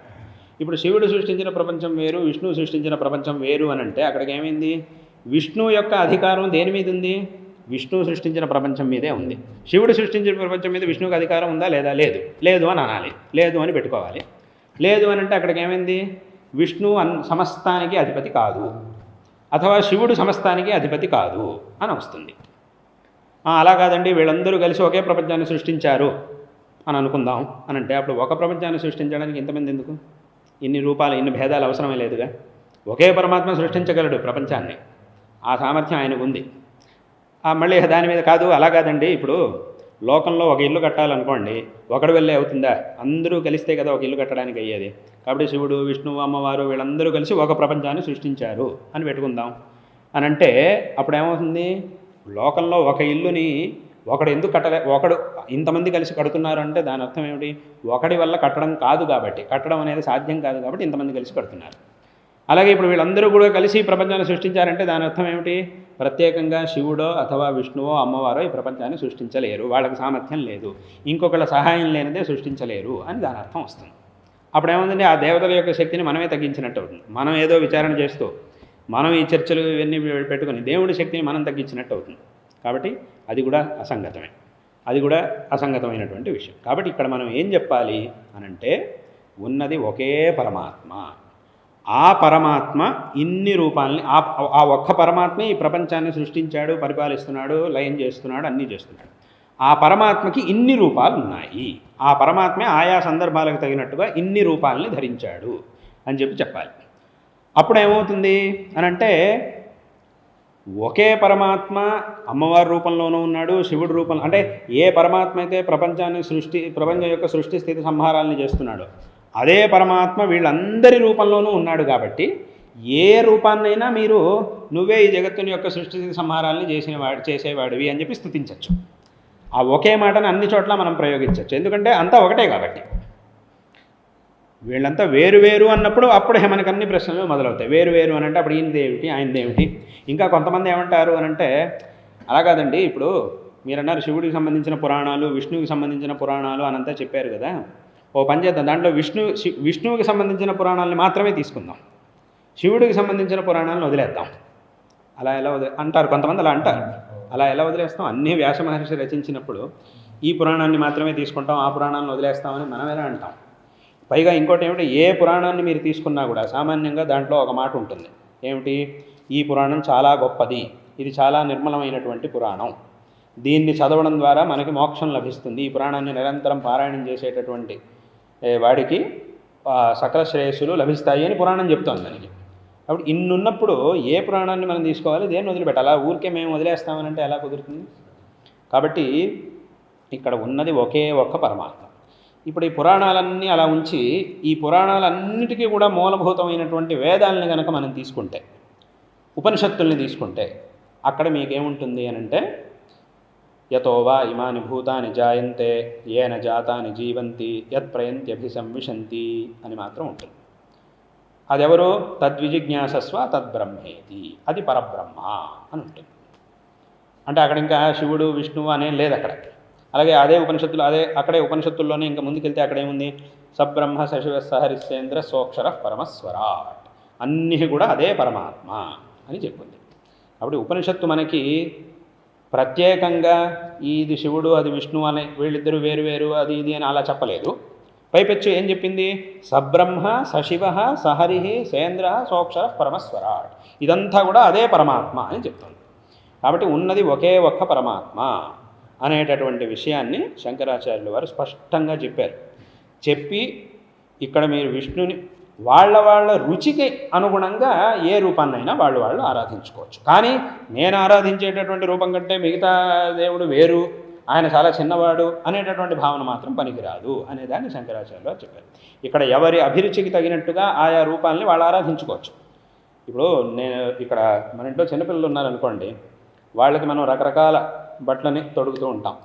మన పిల్లలకి ఏ బట్టలు బాగుంటాయో దాన్నే మనం చక్కగా చూసి కొంటాం. ఒక 5-6 జతలు ఉన్నాయి ఇంట్లో. ఈ 5-6 జతల్ని మనం ఒక్కొక్క రోజు ఒక్కొక్కటిగా వాళ్ళకి మనం తొడుగుతూ ఉంటాం. మనం మొట్టమొదట పిల్లలకి బట్టలు కొనేటప్పుడే మనం బాగా ఆలోచించి ఏది పిల్లలకి బాగుంటాయనే కొంటున్నాం. అలా కొనే ఒక 5-6 జతలు కొన్నాం, పిల్లలకి తొడుగుతున్నాం. కానీ ఏమవుతుందంటే ఈ 5-6 జతల్లోనూ పిల్లలు చూడడానికి చాలా చక్కగా ఉంటారు. అయితే అందులోనూ ఈ తండ్రికి ఆ 5 జతల్లో ఏదో ఒక జతను తొడిగినప్పుడు ఇంకా కొంచెం ఇష్టం, చూడడానికి ఇంకా సంతోషంగా అనిపిస్తుంది. నిన్న కట్టుకున్నటువంటి బట్టల కంటే ఈ బట్టల్లో ఇంకా బాగున్నాడు వీడు, మా పిల్లాడు ఇంకా బాగున్నాడు అని అనిపిస్తుంది. కానీ తల్లికి ఇంకేదో ఒక ఐదిట్లో ఇంకేదో ఒక ఇంకో జతను చూస్తే దాంట్లో సంతోషం, తల్లికి ఒక రూపం చూస్తే సంతోషం, తండ్రికి ఒక రూపం చూసినప్పుడు సంతోషం, ఆ తాతలకి ఒక రూపం చూస్తే సంతోషం. అన్నీ అదే పిల్లలకి మనం తొడుగుతున్నాం, ఒకే పిల్లాడికి అన్ని బట్టల్ని తొడుగుతున్నాం.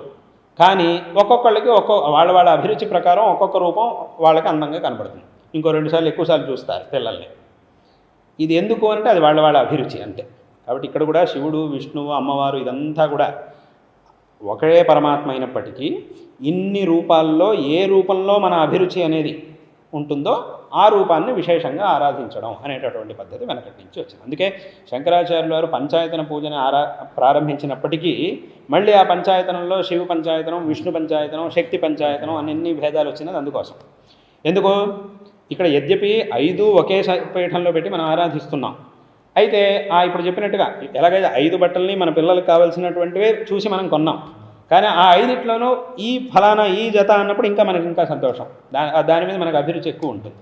కాబట్టి ఇక్కడ 5 ఒకే పీఠంలో పెట్టి మనం ఆరాధిస్తున్నాం, కానీ ఫలానా దేవత మీద, ఆ దేవత యొక్క రూపం మీద మనకు అభిరుచి ఎక్కువ, ఆ విష్ణువుని చూస్తే మనకు అభిరుచి అట్లా ఉంటుంది.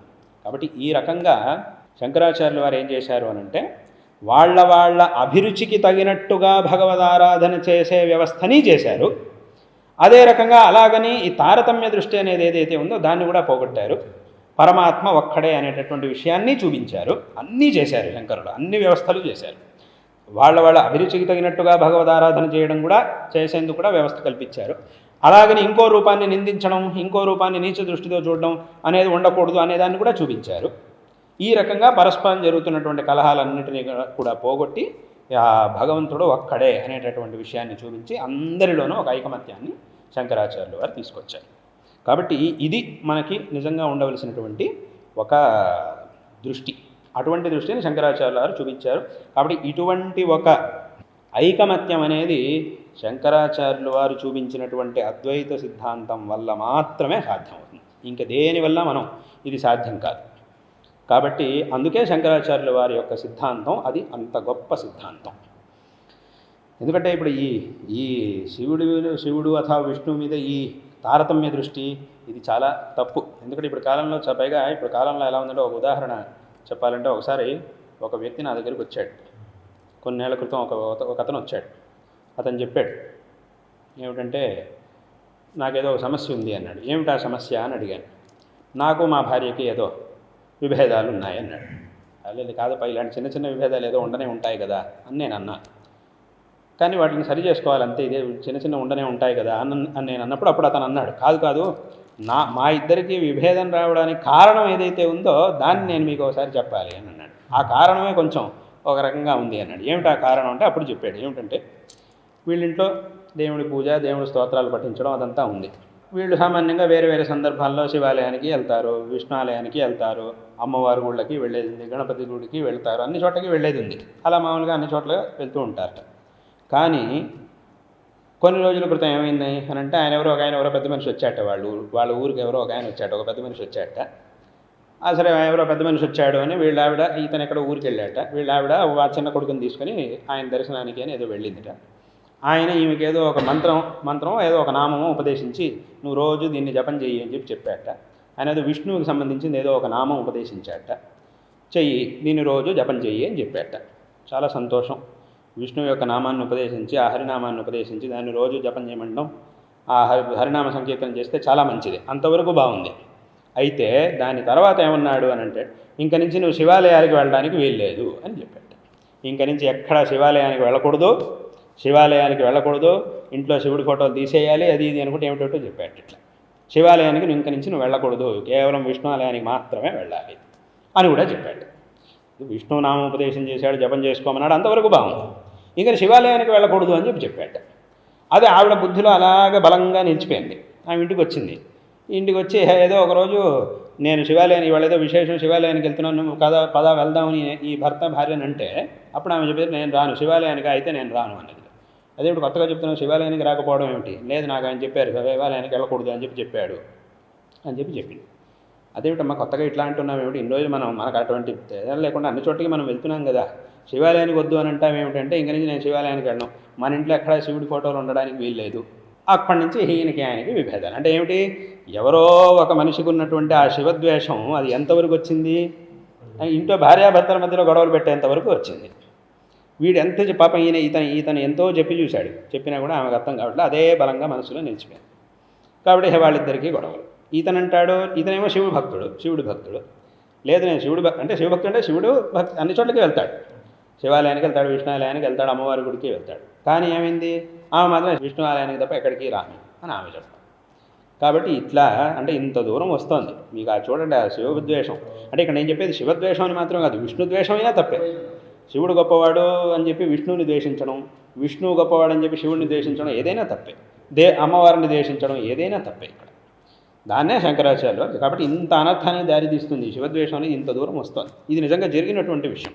ఒక ఆయన నాకు మన ఆంధ్ర నుంచే, అక్కడ తెలుగునాటి నుంచే ఒక ఆయన వచ్చాడు, తెలుగు అతను నాతో మాట్లాడుతూ ఇలా చెప్పాడు, ఇలా ఉంది మా పరిస్థితి అని చెప్పాడు.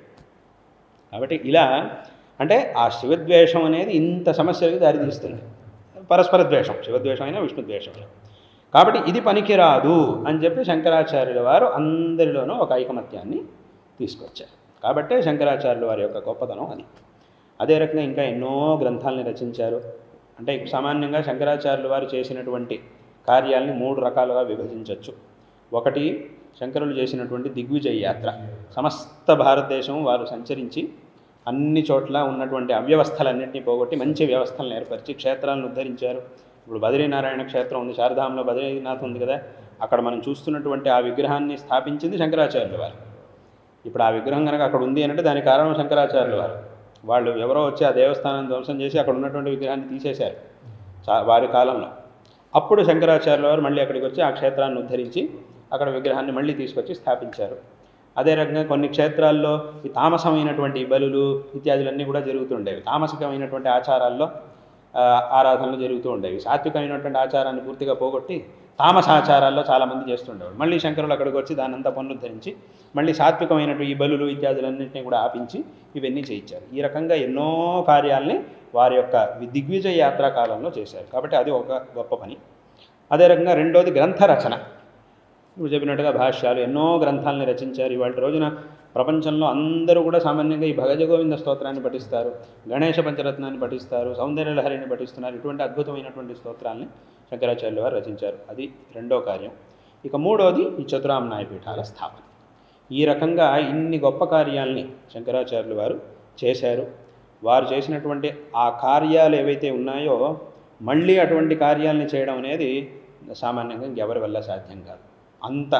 అంటే వారు చేసినటువంటి కార్యాలను మళ్ళీ చేయాలంటే శంకరులే మళ్ళీ దిగి రావాలి. అటువంటి కార్యాలని శంకరాచార్యులు వారు చేశారు. కాబట్టి వారి యొక్క గొప్పదనం చెప్తూ పోతే ఇంకది ఎన్ని సంవత్సరాలైనా చెప్తూనే ఉంటాం, అది పూర్తవుతుంది. ఇప్పుడు ఈ అద్వైత సిద్ధాంతము ఆదిశంకర భగవత్పాదులు అదే సర్వశ్రేయో మార్గము మానవాడికి. ఆ మార్గాన్ని ఇంకా ప్రజల్లోకి చైతన్యం కలిగించి ప్రజల్లో ఆ మార్గంగా వెళ్ళాలంటే ధార్మిక సంస్థలైనా ధర్మాచార్యులైనా ఇంకెవరైనా ఎలాంటి కర్తవ్యం పాటించాలంటారు అద్వైత సిద్ధాంత ప్రచారం? దాంట్లో ఇప్పుడు ఈ అద్వైత సిద్ధాంతాన్ని మనం వాస్తవంగా అద్వైత సిద్ధాంతం, అద్వైత తత్వం అనేది ఏదైతే ఉందో దాన్ని మనం తెలుసుకొని మనం పారమార్థికమైనటువంటి స్థితికి వెళ్ళాలి. అయితే మనం ఉన్నటువంటి వ్యవహార దశలో అద్వైతాన్ని మనం ఎలా తీసుకోవాలి అని అంటే, అద్వైతంలో ఏం చెప్తున్నారు, అన్ని చోట్ల ఉన్నటువంటి చైతన్యం ఒక్కటే అని అద్వైత తత్వం మనకి చెప్తూ ఉన్నది. అందరూ మనుషుల్లో మాత్రమే కాదు, ప్రాణుల్లో ఉండేటటువంటి చైతన్యం కూడా ఒకటే. ఇప్పుడు ఒక ప్రాణి ఉంది, ఒక జంతువు ఉంది, దాంట్లోనూ చైతన్యం ఉంది. మనిషి శరీరం ఉంది, దీంట్లోనూ చైతన్యం ఉంది. అయితే ఏమిటి, ప్రతి ఒక్క జంతువు, ఒక మనిషి అయినా ఒక జంతువు అయినా ఏదైనా కూడా తన శరీర సామర్థ్యానికి తగినట్టుగా నడుచుకుంటోంది, సామర్థ్యానికి తగినట్టుగా తన పనులను చేసుకుంటోంది ఒక్కొక్క ప్రాణి. ఇప్పుడు మనిషి ఉన్నాడు, వీడి యొక్క శరీర నిర్మాణం, వీడి యొక్క బుద్ధిశక్తి, వీడి యొక్క ఇంద్రియాలు ఇవన్నీ కూడా ఒక రకంగా ఉన్నాయి. దానికి తగినట్టుగా వీడు తన పనులను వీడు చేసుకుంటున్నాడు. అదే ఏదో ఒక గోవు ఇత్యాది ప్రాణులు ఉన్నాయి, వాట్ల శరీర నిర్మాణం ఒక రకంగా ఉంది. దాంట్లో ఉన్నటువంటి చైతన్యం సంబంధం వల్ల ఆ శరీరం ద్వారా ఏ పనులను చేయగలుగుతాయో ఆ పనులను అవి చేసుకుంటూ ఉన్నాయి. కానీ అన్ని చోట్ల ఉన్నటువంటి చైతన్యం ఒకటే. ఒక మనిషిలో అయినా ఒక ప్రాణిలో అయినా దాన్నే శాస్త్రంలో చెప్పేటప్పుడు బ్రహ్మాది స్తంభ పర్యంతం అని ఒక మాటను వాడతారు శాస్త్రంలో. ఏ శరీరాన్ని తీసుకున్నా దాంట్లో ఉన్నటువంటి చైతన్యం ఒకటే. అంటే ఇప్పుడు ఆయా శరీరంలో చైతన్యం ఒకటే అయినప్పటికీ ఆ శరీరానికి తగినట్టుగా వ్యవహారాల్ని మన ఆయా ప్రాణులు ఆయా జీవులు అందరూ చేస్తూ ఉన్నారు. అంటే మీకు ఉదాహరణ చెప్పాలంటే ఇప్పుడు ఒక పైలట్ ఉన్నాడు, ఒక విమానాన్ని నడిపించేవాడు ఉన్నాడు. అతడు విమానంలో కూర్చున్నప్పుడు ఏం చేస్తాడు, ఆ విమానాన్ని ఎగిరిస్తాడు, ఒక చోట నుంచి ఇంకో చోటికి తీసుకెళ్తాడు. అతడు విమానం వదిలిపెట్టి ఒక కారులో వచ్చి కూర్చున్నాడు. కారులో అదే వ్యక్తి మారలే. విమానంలో కూర్చున్నప్పుడు ఎవడైతే దేశాలు దాటి వెళ్ళాడో అదే వ్యక్తి ఒక కారులో కూర్చున్నాడు. అప్పుడు నువ్వు విమానాన్ని ఎగిరించావు కదా, ఇప్పుడు కార్ని కూడా ఇలాగే ఎగిరించుకుంటూ తీసుకెళ్ళు అని అంటే అది అయ్యే పని కాదు. అదేవిడు మరి దాన్ని ఎగిరించినవాడు దీనికి ఎందుకు ఎగిరించలేవనంటే అక్కడ నేను ఆ విమానంలో ఉండి దాన్ని నడిపించాను. అది ఆ విమానం యొక్క సామర్థ్యం, దాని నిర్మాణం అలా ఉంది కాబట్టి దాన్ని ఒక రకంగా నేను ఉపయోగించగలిగాను. దీని నిర్మాణం ఇంకో రకంగా ఉంది కాబట్టి దీన్ని ఎలా ఉపయోగించగలమో అంత మాత్రమే ఉపయోగించగలం. కాబట్టి మనిషి ఈ చైతన్యం అనేది ఏదైతే ఉందో ఈ చైతన్యం ఏ శరీరంలో ఉంటుందో ఆ శరీరానికి తగినట్టుగా వ్యవహారాలన్నీ జరుగుతూ ఉంటాయి. అయినప్పటికీ అన్ని శరీరాల్లోనూ ఉండేటటువంటి చైతన్యం ఒక్కటే. అయితే ఆయా ఉపాధుల వల్ల ఈ భేదాలు, ఒకడికి సుఖం ఒకడికి దుఃఖం ఇత్యాది ఇప్పుడు చెప్పినట్టుగా ఆ శరీరం, ఆ అంతఃకరణం, ఆ ఉపాధులు వీటి వల్ల ఈ భేదాలన్నీ ఒకడికి సుఖం ఒకడికి దుఃఖం ఇత్యాదులన్నీ కూడా ఏర్పడతాయి. అంటే నేను ఇంకా ఇప్పుడు మొత్తం చెప్పలేదు, కొంత విషయం మాత్రమే చెప్పాను. ఇప్పుడు వినేవాళ్ళకి అదేమిటి ఇలా అయితే అలా అవుతుంది కదా, అలా అయితే ఇలా ఉంటుంది కదా, చాలా సందేహాలు రావచ్చు, వినేవాళ్ళకి రావచ్చు. అన్నీ చెప్తే చాలా పెద్ద విషయం ఉంది. అంటే ఇప్పుడు ఏమిటంటే వినేవాళ్ళకి అయ్యో ఈయనేదో ఇంతే చెప్పారు, దీనివల్ల చాలా ప్రశ్నలు వస్తాయి కదా అని అంటే ఆ ప్రశ్నలన్నింటికి సమాధానం ఉంది. అయితే దాని సమయాన్ని బట్టి తర్వాత చూద్దాం. కాబట్టి ఈ అద్వైత తత్వంలో అన్ని చోట్ల ఉన్నటువంటి చైతన్యం ఒక్కటే. కాబట్టి ఇప్పుడు మనం అన్ని చోట్ల ఉన్నటువంటి ఆ చైతన్యాన్ని చూడగలగాలి, చూసేటటువంటి పరిపక్వతని తెచ్చుకోవాలి. ఇప్పుడు చూసేటటువంటి సామర్థ్యం లేదు మనిషికి. ఇప్పుడు అటువంటి సామర్థ్యం మనిషికి లేదు. ఇప్పుడు ఒక మనిషి ఉన్నాడు, సామాన్యంగా వాడు ఏం చేస్తాడు, ఎవరో ఒకడు ఆకలితో ఉన్నాడు, కష్టాల్లో ఉన్నాడు, వీడి దగ్గరికి వచ్చి స్వామి నాకు ఏదైనా అన్నం పెట్టండి అని అన్నాడు. అప్పుడు వీడేమంటాడు, నీకెందుకే పెట్టాలి, నీకు నాకేమిటయ్యా సంబంధం, నీకు నాకేమిటి సంబంధం, నీకెందుకు ఇవ్వాలి అని అంటాడా? నిజంగానే పాపం వాడు నిజంగానే కష్టాల్లో ఉన్నాడు, వీడికి సామర్థ్యం ఉంది, ఇచ్చే సామర్థ్యం వీడికి ఉంది, కానీ వీడేం చేస్తున్నాడు, నీకెందుకే నేను ఇవ్వాలి, నువ్వెవడు, నీకేంటి సంబంధం అని అంటున్నాడు. కానీ అక్కడ వాస్తవంగా అనాల్సింది అది కాదు. వాడికి వీడికి ఏం సంబంధం ఉన్నది అనేది పక్కన పెట్టాలి. కానీ వాడిలో ఉండేటటువంటి అదే చైతన్యం నీలోనూ ఉంది, నీ చైతన్యమే వాడిలోనూ ఉంది. కాబట్టి వాడి యొక్క శరీరానికి సంబంధించి వాడికి ఈ ఆకలి అనేది వేస్తోంది. కాబట్టి నీకు ఆకలి వేసినప్పుడు ఎలా ఉంటుందో వాడికి అలానే ఉంటుంది. కాబట్టి వాడికి నువ్వు నీ చేత ఎంత అవుతుందో అంత నువ్వు ఇవ్వాలి.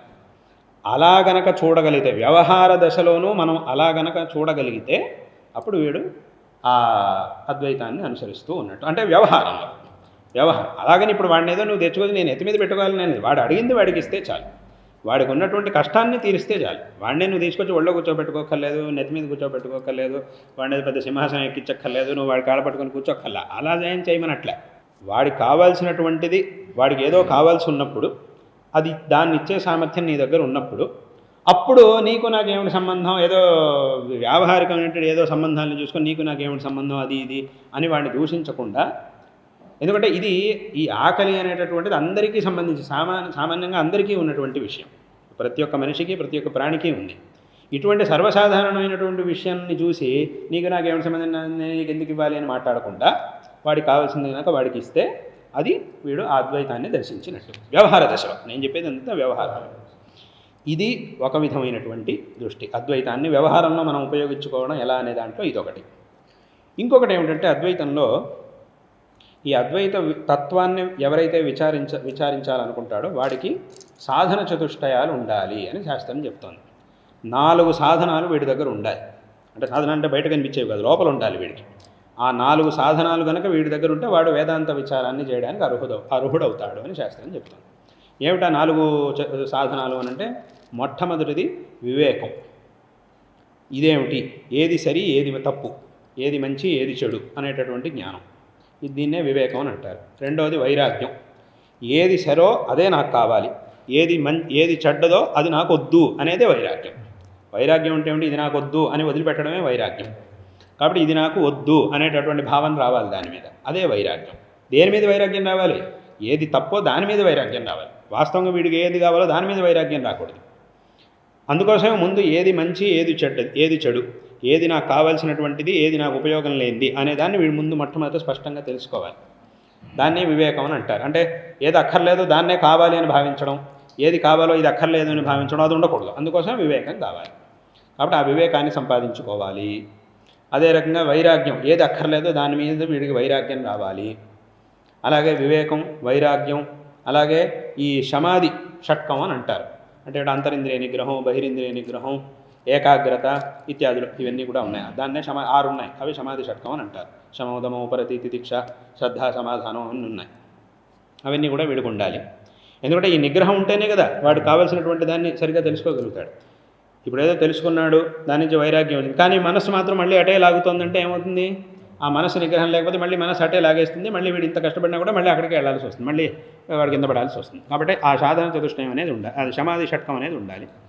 చివరికి ముముక్ష అనేది ఉండాలి. ముముక్ష అంటే ఏమిటి? నా యొక్క లక్ష్యం ఇది, దీన్ని నేను పొందాలి, ఖచ్చితంగా దీన్ని నేను పొందాలి అనేటటువంటి తీవ్రమైన ఇచ్ఛ, దాన్నే ముముక్ష అని అంటారు. అందుకే అక్కడ ఏమంటారంటే వట్టి ఆశ ఉంటే సరిపోదు, తీవ్రంగా ఉండాలి. ఇది ఖచ్చితంగా నేను చేయాల్సిందే, ఊరికే ఈ లక్ష్యాన్ని నేను పొందాలి అనుకొని ఊరికే కూర్చుంటే సరిపోదు. ఖచ్చితంగా నేను దీన్ని పొందాలి అనేటటువంటి తీవ్రమైనటువంటి ఇచ్ఛ ఉండాలి. అంటే మీకు దానికి ఒక ఉదాహరణ శాస్త్రంలో చెప్తారు. ఒకడున్నాడు, వాడి బట్టలకి నిప్పంటుకుంది. ఆ నిప్పంటుకున్నప్పుడు వాడి మనస్సులో ఏముంటుంది? ఎలాగైనా సరే దీన్ని ఆర్చాలి. ఈ మంటల్ని ఆర్పడానికి ప్రయత్నం చేస్తాడు వాడు. ఈ మంటల్ని ఎలా ఆర్పగలుగుతాను అనేదే వాడి బుద్ధిలో ఉంటుంది తప్ప ఇంకేమీ ఉండదు వాడికి. అదొక్కటే వాడి బుద్ధిలో ఉంటుంది.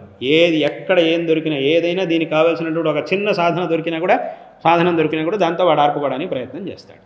వాడి బట్టలకి మంటలు అంటుకొని అది కాలుతున్నప్పుడు మనం వాడి దగ్గరికి వచ్చి నేను నీకు 1 కోటి రూపాయలు ఇస్తాను, 1 కిలో బంగారం ఇస్తాను, ఏదో అక్కడెక్కడ పెద్ద స్థలాన్ని నీకు ఇస్తాను అంటే అప్పుడు వాడు ఏమంటాడు?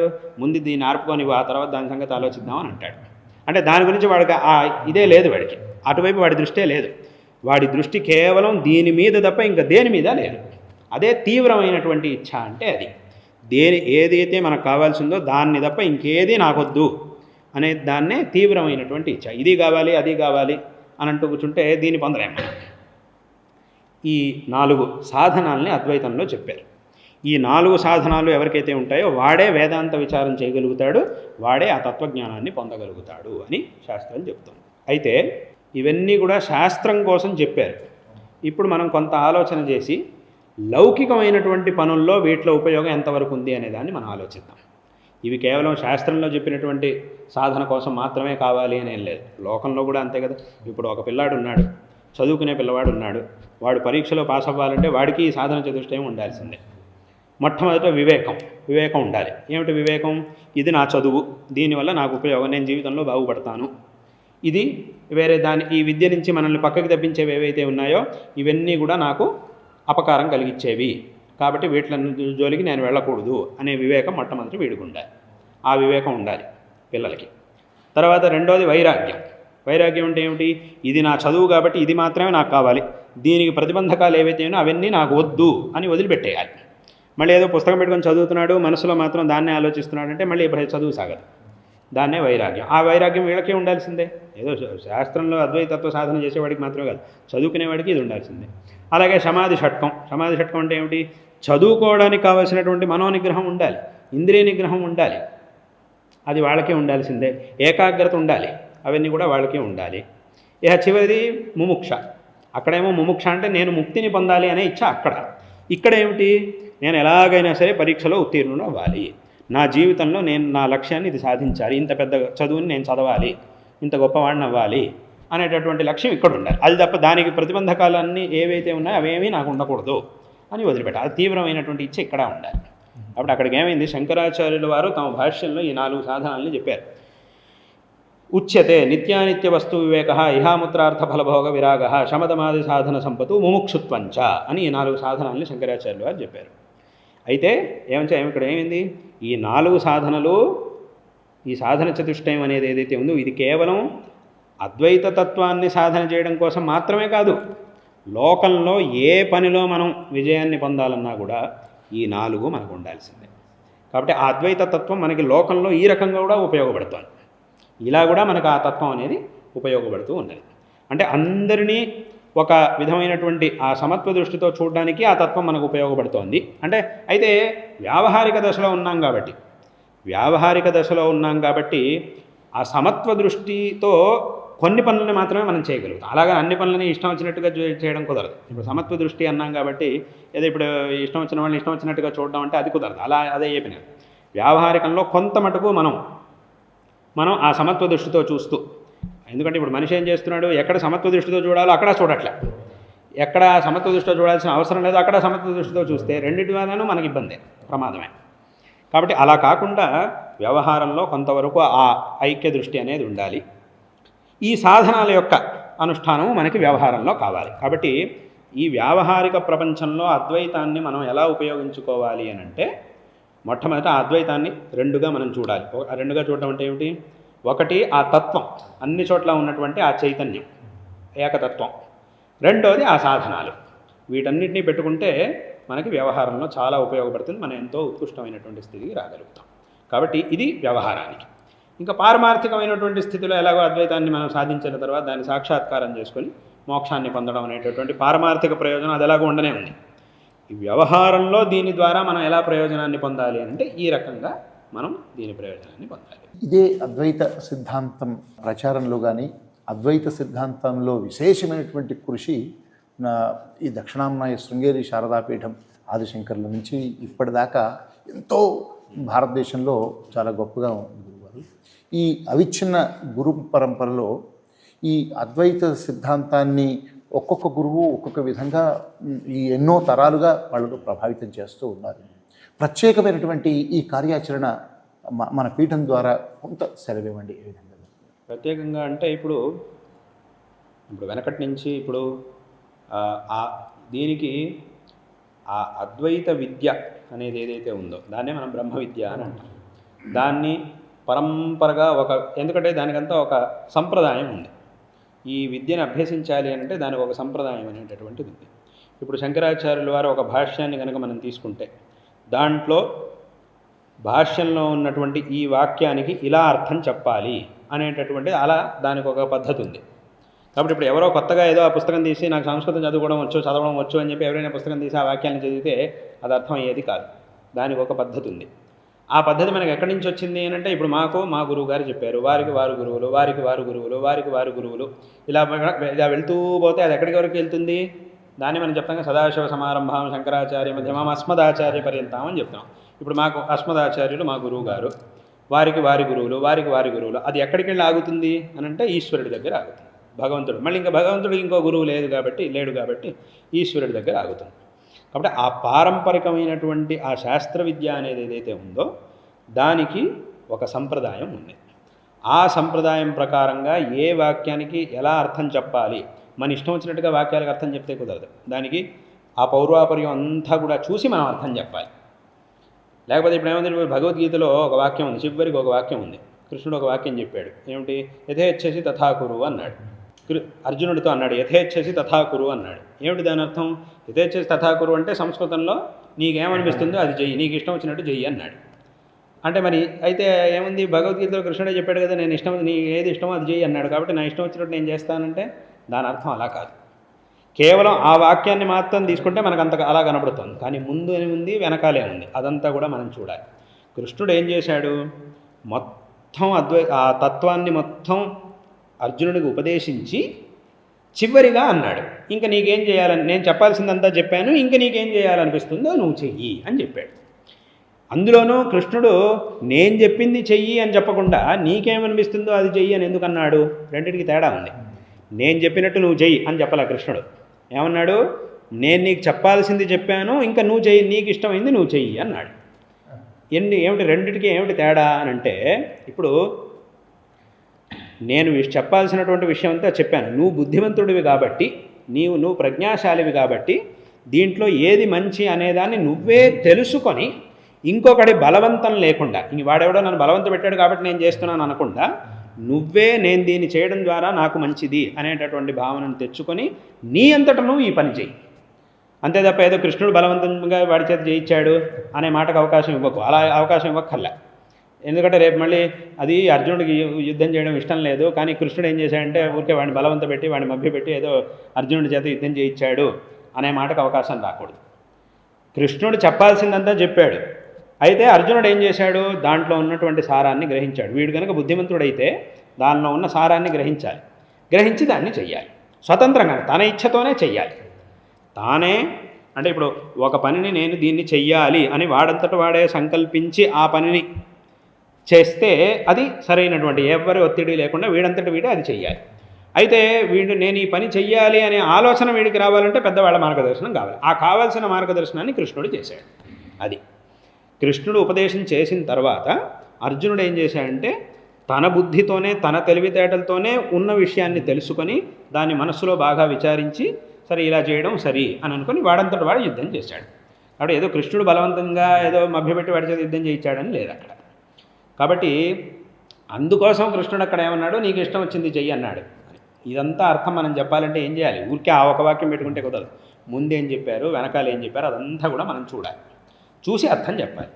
కాబట్టి ఈ భాష్యాల్లో, ఈ గ్రంథాల్లో, పురాణాల్లో, వేదాల్లో అన్నిటిలోనూ ఒక వాక్యానికి అర్థం చెప్పాలంటే దాని పౌర్వాపర్యం ఏముంది అంతా చూసి మనం చెప్పాలి. ఇప్పుడు కాలంలో ఏముందంటే చాలామంది వాళ్ళే పుస్తకం, నాకు సంస్కృతం చదవడం వచ్చు అని చెప్పి వాళ్ళే పుస్తకాలు తీసేసుకొని ఏదేదో అనువాదాలు, ఆ అనువాదాలు ఏవో ఉంటాయి వాటిని చూసేసుకొని వాళ్ళే ఏదేదో చెప్పేస్తూ ఉంటారు.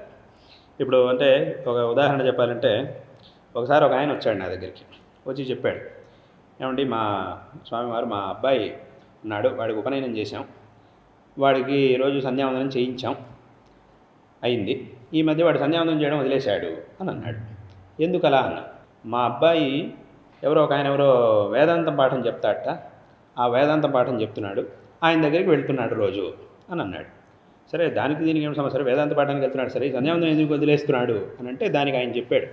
ఈ తండ్రి కొడుకుని అడిగాడు, ఎందుకు నువ్వు సంధ్యావందనం చేయట్లేదు ఎందుకు అని అంటే అప్పుడు వాడు చెప్పాడట, నేను వేదాంత పాఠానికి వెళ్తున్నాను కదా, అక్కడ వేదాంతం పాఠం చెప్పే గురువుగారు నాకు చెప్పాడు, ఈ ప్రపంచం అంతా మిథ్య, అద్వైతంలో చెప్పారు కదా ప్రపంచం అంతా మిథ్య అని చెప్పేశారు, కాబట్టి ఇవేమి చేయాల్సిన పని లేదు, జీవుడు బ్రహ్మ ఒకటే అని చెప్పేశారు, కాబట్టి ఇవేమి నువ్వు చేయాల్సిన పని లేదు, నీ ఇష్టం వచ్చినట్టు నువ్వు ఉండు అని చెప్పేశాడు, కాబట్టి నేను ఎందుకు చేయాలి, అంతా ఒకటే కదా, శాస్త్రమే చెప్తోంది కదా అని వాడు చెప్తున్నాట. ఈ తండ్రికి ఏమో అద్వైతం ఏమిటి దాని గురించి ఏమీ తెలియదు, ఆయన ఏదో లౌకికంగా ఏదో ఉద్యోగంలో ఉన్నాడు. కానీ కొడుకు ఇలా చెప్పేసరికి తండ్రికి కాస్త గందరగోళం అయింది. ఇదేమిటి వీడియో ఇట్లా చెప్తా అంటే నిజంగానే అద్వైతంలో ఇలాగే ఉందా నిజంగా, అది ఆయనకు తెలియక నా దగ్గరికి వచ్చి అడిగాడు. స్వామి నా కొడుకుని అడిగితేనేమో వాడు ఇట్లా అంటున్నాడు, అద్వైతంలో ఇలా చెప్పారు ఇదంతా మిథ్య కాబట్టి నువ్వు చేయాల్సిన పని లేదు అని చెప్పేశారు, కాబట్టి నువ్వు చేయక్కర్లేదు అన్నారు, కాబట్టి నేను చేయడం మానేశాను అంటున్నాడు నా కొడుకు, నిజంగా అద్వైతంలో ఇలాగే ఉందా అని అడగడానికి వచ్చాడు. దాన్ని క్లారిఫై చేసుకోవడానికి నా దగ్గరికి వచ్చాడు ఆయన. అప్పుడు నేను చెప్పాను, కాదప్ప నిజంగా అద్వైతంలో ఉండేది అలా కాదు, మిథ్యా జగన్మిథ్య అని చెప్పారు యద్యపి, అద్వైతంలో ప్రపంచం అనేది మిథ్య అని చెప్పారు శంకరాచార్యులు, అది వాస్తవమే, కానీ అది మిథ్య అయినప్పటికీ వీడు వ్యవహార దశలో ఉన్నంత వరకు దాన్ని అనుష్ఠానించాల్సింది, అలాగని మిథ్య అనగానే ఇప్పుడే దీన్ని వదిలేయడానికి వీల్లేదు. అంటే ఇప్పుడు నువ్వు మిథ్య అని చెప్పి సంధ్యావందనాన్నో అథవా నువ్వు చేయాల్సిన పనిని వదిలిపెట్టాలి అని అంటే ఇది మిథ్య కదా, నేను దీన్ని ఎందుకు చేయాలి అని నువ్వు వదిలిపెట్టాలంటే ఇప్పుడు రేపు నేను ఎవడైనా వచ్చి నీ మీద ఒక దెబ్బేశాడంటే అప్పుడు నువ్వు అమ్మ అని అరవకూడదు, ఎందుకంటే అదే మిథ్య కదా, అది మిథ్య కాబట్టి నువ్వేం అనకూడదు. ఆ స్థితికి కనుక నువ్వు వెళ్ళగలిగితే అప్పుడు నువ్వు సంధ్యావందనం చేయాల్సిన పని లేదు. అవునండి, ఎందుకంటే నిజంగా అటువంటి స్థితికి వెళ్ళినప్పుడు ఆ పరిపూర్ణమైనటువంటి అద్వైత సాక్షాత్కారాన్ని పొందినప్పుడు ఎవ్వరు ఏం చేసినా కూడా వీడికి ఏ ప్రాపంచికమైనటువంటి ఏ సంబంధం ఉండదు, కాబట్టి ఎవరు ఏం చేసినా కూడా వీడికి ఏ ఇబ్బంది ఉండదు. అయితే అది ఆ దశకి వెళ్ళిన తర్వాత ఇప్పుడు నువ్వు ఊరికే తప్పించుకోవడానికి ఇదంతా మిథ్య కాబట్టి నేను ఎందుకు చేయాలి అని అనడం, ఒకవేళ నువ్వు దీన్ని కనుక మిథ్య అని చెప్పి వదిలిపెట్టేటైతే రేపు నీ మీద ఒక దెబ్బేస్తే అప్పుడు అరవడానికి నాకు నెప్పెడుతుంది అనడానికి వీల్లేదు, అదంటావా, అదనలేవు, అదనవు కదా, నాకు నెప్పెడుతుందని అంటావు. అంటే అక్కడికి ఏమైంది, ఇది మిథ్య అయినప్పటికీ నీకు ఇంకా ఆ దృష్టి రాలేదు, నువ్వు ఊరికే తప్పించుకోవడానికి దీని మీద ఆ దృష్టిని తెచ్చుకొని ఇది అక్కడంతా మిథ్య అని అంటున్నావు, కాబట్టి ఇది తప్పు. నిజంగా నీకు ఆ దృష్టి వస్తే నేను ఎవడేం చేసినా కూడా నీకేమీ కాదు, ఎవడైనా వచ్చి నిన్ను దెబ్బేసినా నిన్ను ఏం చేసి నేను ఖండించినా కూడా ఛేదించినా కూడా నీకు ఏ విధమైనటువంటి అంటే ఆ దృష్టి ఆ స్థితికి వెళ్ళాలి. దాన్ని కృష్ణుడు ఆ భగవద్గీతలో కూడా చెప్పాడు, యస్మిన్ స్థితో నా దుఃఖేన గురుణాపి విచాల్యతే, ఆ శస్త్రపాతాదులైనా కూడా వాడికి ఏ విధమైనటువంటి ఆ స్థితిని పొందిన వాడికి ఇదేమీ ఉండదు అని శాస్త్రం చెబుతోంది, కృష్ణుడు చెప్పాడు. ఇంకా మనకి దానికి సంబంధించినటువంటి ఉదాహరణ సదాశివ బ్రహ్మేంద్రుడు వాళ్ళందరి చరిత్రల్లో సదాశివ బ్రహ్మేంద్రులు, చంద్రశేఖర భారతీ స్వామి వారు వాళ్ళ యొక్క ఆ చరిత్రలో దీనికి సంబంధించినటువంటి ఆ సందర్భాలు కూడా చాలా ఉన్నాయి. కాబట్టి అంటే ఇదంతా నేను ఎందుకు చెప్పొచ్చాను అని అంటే, ఈ అసాంప్రదాయకంగా శాస్త్రంలో ఉన్నటువంటి విషయాల్ని సరిగ్గా తెలుసుకోకుండా అసాంప్రదాయకంగా నాకంతా తెలుసు అనే భావనతో ఈ అద్వైత సిద్ధాంతం గురించి తప్పులుగా ప్రచారం చేసేవాళ్ళు చాలామంది ఉన్నారు. కాబట్టి దానివల్ల ఏమవుతుందంటే ఇలాంటి అనర్థాలు వస్తున్నాయి, ఇలాంటి అనర్థాలు కలుగుతున్నాయి. కాబట్టి దీనికి ఒక సంప్రదాయం ఉంది. ఆ సంప్రదాయం ప్రకారం ఆ పద్ధతిలో మనం వాళ్ళకు ఉపదేశం చేయాలి, ఆ శాస్త్ర పాఠం కానీ అదంతా చేయాలి.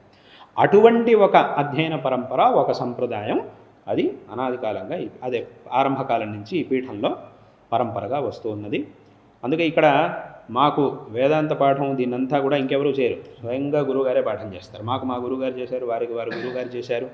ఎందుకంటే దానికి ఉన్నటువంటి ఆ పద్ధతి, ఆ సంప్రదాయం ఒకటి ఉంది, దాని ప్రకారంగానే అధ్యయనం చేయాలి. కాబట్టి ఆ రకంగా ఇక్కడ ఆ వేదాంత పాఠం, అలాగే ఆ సామాన్యులకి కూడా అర్థమయ్యేట్టుగా ఆ వేదాంత విచారాలను ఉపదేశించడం, అదే రకంగా వేదాంతానికి సంబంధించినటువంటి ఎన్నో గ్రంథాలని ముద్రించడం, దానికి సంబంధించినటువంటి శాస్త్ర సభలు వాటన్నింటినీ కూడా ఇక్కడ చేయడం, తద్వారా ఆ తత్వాన్ని అంటే ఆ ఉత్కృష్టమైనటువంటి దృష్టిలో వాక్యార్థ విచారాలని, వాక్యార్థ సభల్ని కూడా నిర్వహించాలి. అయితే వాక్యార్థ సభల్లో జరిగేదాన్ని సామాన్య జనులు అర్థం చేసుకోలేరు. వాళ్ళకి కావాల్సినటువంటి వాళ్ళు కూడా దీంట్లో ఒక ఔన్నత్యాన్ని పొందడానికి కావాల్సినటువంటి మార్గంలోనూ తత్వాన్ని ఉపదేశించాలి. అలాగని దీని అంతటినీ కూడా సంప్రదాయానుసారంగా చెయ్యాలి. కాబట్టి అదంతా కూడా ఇక్కడ చేస్తూ ఉన్నాం. దానికి కావాల్సినటువంటి పనులన్నీ కూడా మా గురువుగారి మార్గదర్శనంలో. అందుకే ఇక్కడ అద్వైత శోధ కేంద్రం అని కూడా ఒకటి ఉంది. ఆ అద్వైత శోధ కేంద్రంలో ఎన్నో తాళపత్ర గ్రంథాలు ఉన్నాయి. ఒక్కొక్క సందర్భంలో ప్రతి సంవత్సరం ఒక్కొక్క సందర్భంలో వాక్యాసభ సందర్భాల్లో ఇలా వేరే వేరే సందర్భాల్లో దాని నుంచి పనులన్నీ కూడా జరుగుతుంటాయి. అలాగే మనది శాంకరతత్వ ప్రసారాభియానం అని ఒకటి ఉంది, దాని ద్వారా కూడా ఈ కార్యాలు జరుగుతున్నాయి. అలాగే వేదాంత భారతి అని ఒక సంస్థ ఉంది, మా గురువుగారి దాని మహాపోషకులుగా ఉన్నారు, వేదాంత భారతి అని. ఆ సంస్థ ద్వారా కూడా విశేషంగా ఈ కార్యాలన్నీ కూడా జరుగుతూ ఉన్నాయి. ఈ రకంగా అన్ని చోట్ల అహం బ్రహ్మాస్మి అని ఇప్పుడు అహం బ్రహ్మాస్మి అని గత కొన్నేళ్లుగా ఈ కొంతకాలంగా ఈ అహం బ్రహ్మాస్మి సంస్థ నుంచి కూడా ఈ పనులన్నీ కూడా విశేషంగా జరుగుతూ ఉన్నాయి. కాబట్టి ఇలా అంటే ఎందుకంటే దాన్ని చెయ్యాలి, అలాగని ఇష్టం వచ్చినట్టు చేయకూడదు. దానికి ఒక సంప్రదాయం ఉంది, దాని ప్రకారంగా ఆ విద్యని మనం ఉపదేశించాలి. అటువంటి కార్యాలు జరుగుతూ ఉన్నాయి.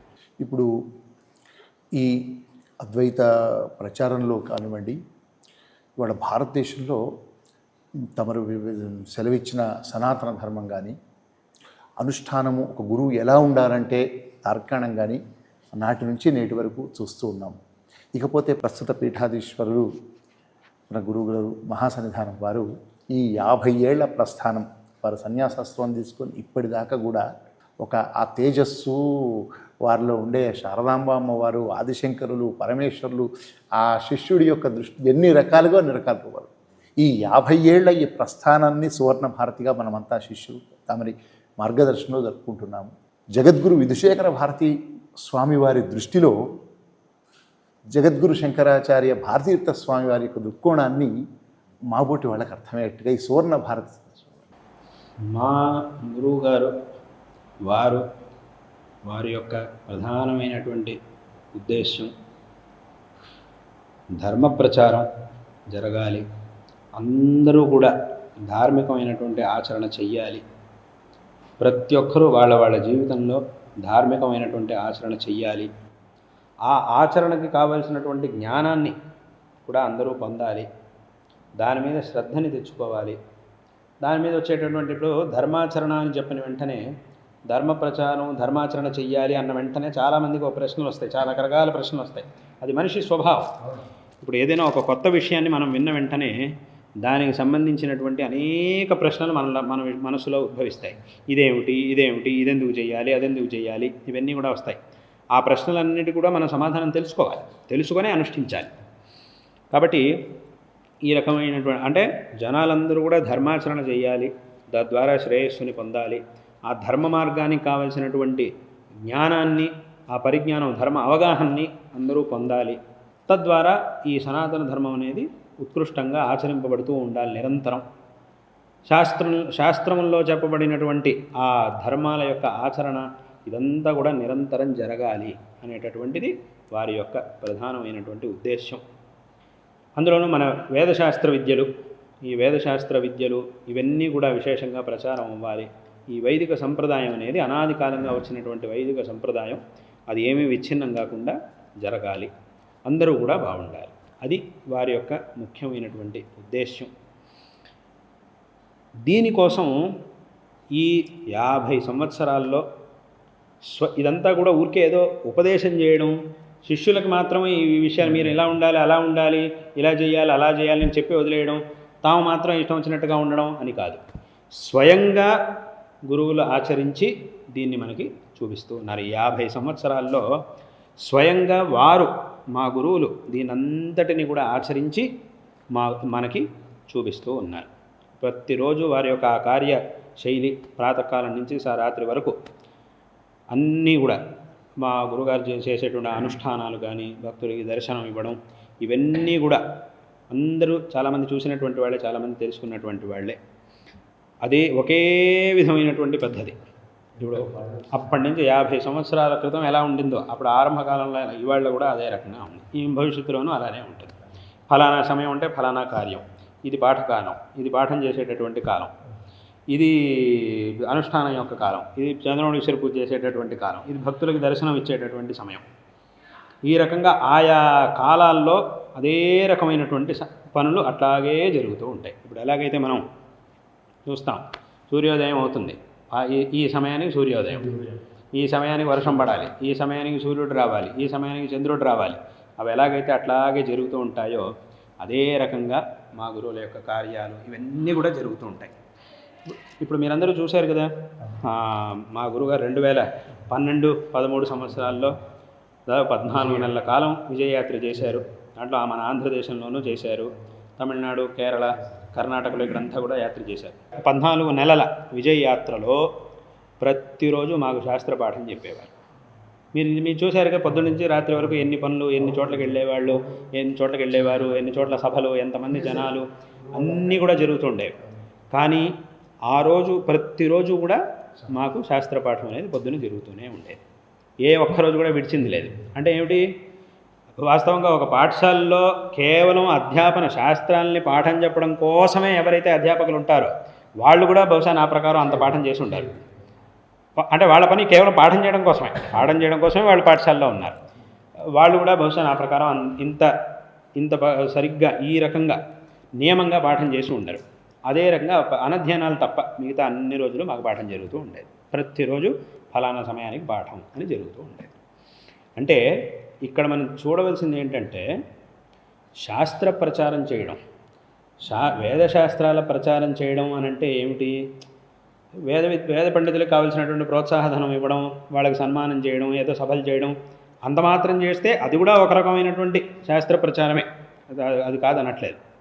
అయితే స్వయంగా శాస్త్ర పండితులై, శాస్త్రంలో అపారమైనటువంటి పారంగతులై, శాస్త్రంలో శిష్యుల్ని కూడా తయారు చేస్తూ, ఒకవైపు శాస్త్రంలో అపారమైనటువంటి పాండిత్యాన్ని పొందిన వారై శిష్యుల్ని కూడా తయారు చేస్తూ, నియమంగా పాఠాదుల్ని చేస్తూ, శిష్యుల్ని కూడా తయారు చేస్తూ, మఠం యొక్క కార్యాలన్నిటినీ కూడా నిర్వహిస్తూ, విశేషంగా పండితులకు సన్మానం చేయడం, శాస్త్ర సభలను నిర్వహించడం, వాళ్ళందరికీ ప్రోత్సాహాన్ని ఇవ్వడం, ఇది కూడా చేస్తున్నారు.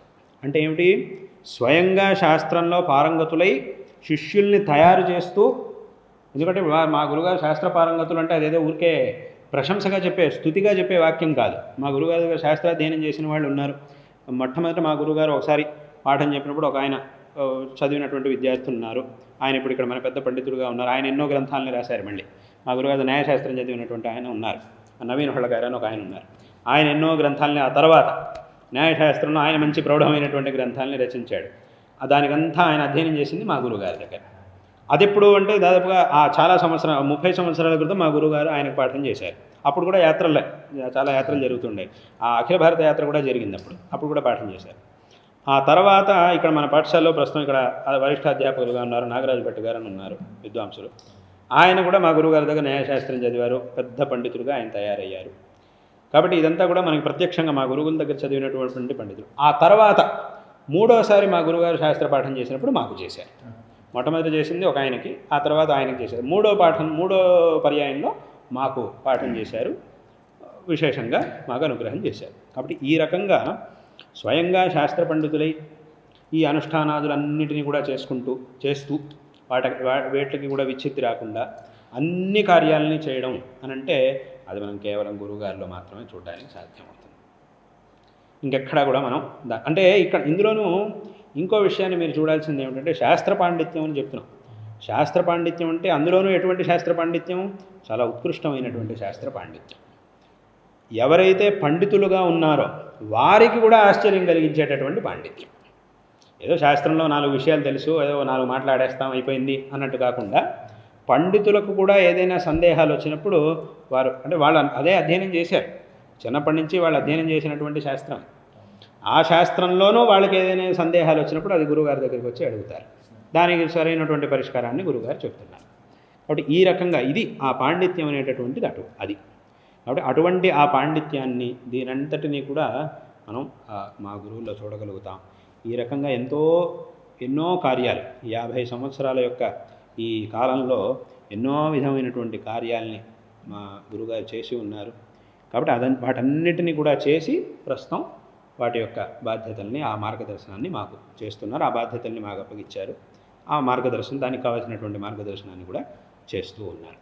కాబట్టి ఇక్కడ ఆ ఎన్ని విధాల కార్యాలని చేశారు అంటే మనం సామాన్యంగా చాలామంది, అందరినీ అని నేను అనట్లేదు, చాలామంది చూసేవాళ్ళు ఏం చూస్తారు అని అంటే ఏదో స్వామివారు ఏదో మఠాధిపతిగా ఉన్నారు, ఇదో మఠం అదో మఠం, ఇక్కడో మఠం ఉంది అక్కడో మఠం ఉంది, ఈ మఠంలో ఆయన ఉన్నారు ఆ మఠంలో ఆయన ఉన్నారు, సరే ఇక్కడొక ఆయన ఉన్నారు అక్కడొక ఆయన ఉన్నారు, ఏదో మఠాధిపతి ఆయన ఏదో పెద్ద భవనంలో ఉన్నారు, ఇలా చూస్తుంటారు. సామాన్యంగా చూసేవాళ్ళందరూ ఇలా చూస్తుంటారు. ఈయన మఠాధిపతి, ఆయన పీఠాధిపతి, ఆయన పెద్ద భవనంలో ఉన్నారు, ఏదో వెండి బంగారు సింహాసనంలో కూర్చున్నారు, అలాగే ఏదో పెద్ద పెద్ద కారులో తిరుగుతున్నారు, హాయిగా అక్కడ ఉన్నారు, పెద్ద భవంతుల్లో ఉన్నారు, ఇది చూస్తుంటారు. సామాన్యంగా జనాలు ఎక్కువ మంది చూసేది అలా చూస్తుంటారు. కానీ ఇక్కడ వేరే చోట్ల సంగతి అది అలా ఉంచండి. ఇక్కడ మాత్రం నేను చెప్పేటటువంటిది ఏమిటంటే ఇవన్నీ కూడా ఈ శృంగేరి పీఠ పరంపరలో ఇవన్నీ కూడా ఏవైతే ఉన్నాయో ఇవన్నీ గురువుగారిని వెతుక్కుంటూ వచ్చినటువంటి గౌరవాలు. ఇవన్నీ కూడా ఇప్పుడు ఒక వ్యక్తి స్వయంగా గొప్పవాడిగా ఉన్నాడు కాబట్టి ఆ వ్యక్తిని వెతుక్కుంటూ ఇవన్నీ కూడా వచ్చినాయి తప్ప ఆ వ్యక్తి వీటిని వెతుక్కుంటూ వెళ్ళలేదు. అదే తేడా. ఇక్కడికి వేరే చోట్లకి తేడా అది. మా గురువుగారు ఎప్పుడు కూడా దేన్ని వెతుక్కుంటూ వెళ్ళలేదు. మాకు ఇలాంటిదే అవ్వాలి, ఇదే ఉండాలి, అదే ఉండాలి అని దేన్ని కూడా వెతుక్కుంటూ వెళ్ళింది లేదు. అవన్నీ కూడా వెతుక్కుంటూ వచ్చినాయి. ఇది అంటే ఆ వ్యక్తిత్వం అనేది అలా ఉన్నప్పుడు ఇవన్నీ కూడా వారినే వెతుక్కుంటూ వస్తాయి. విద్యారణ్యుల వారి కాలం నుంచి అంతే కదా. విద్యారణ్య స్వామి వారు చాలా మీరు చూసుంటారు కదా. ఇప్పుడు నవరాత్రుల్లో దర్బారు అని జరుగుతుంది. సింహాసనంలో కూర్చోవడం, ఆ కిరీటాదులన్నీ కూడా ధరించడం ఉంటుంది. మా గురువుగారు ఎన్ని సంవత్సరాల్లో ధరించారు. మా సన్యాస స్వీకారం అయిన ఒక్క సంవత్సరం మా గురువుగారు ధరించారు. ఆ తర్వాత వదిలిపెట్టారు. అంటే 2015 సంవత్సరంలో ఆ ఒక్క సంవత్సరం ధరించారు. ఆ తర్వాత వదిలిపెట్టేశారు.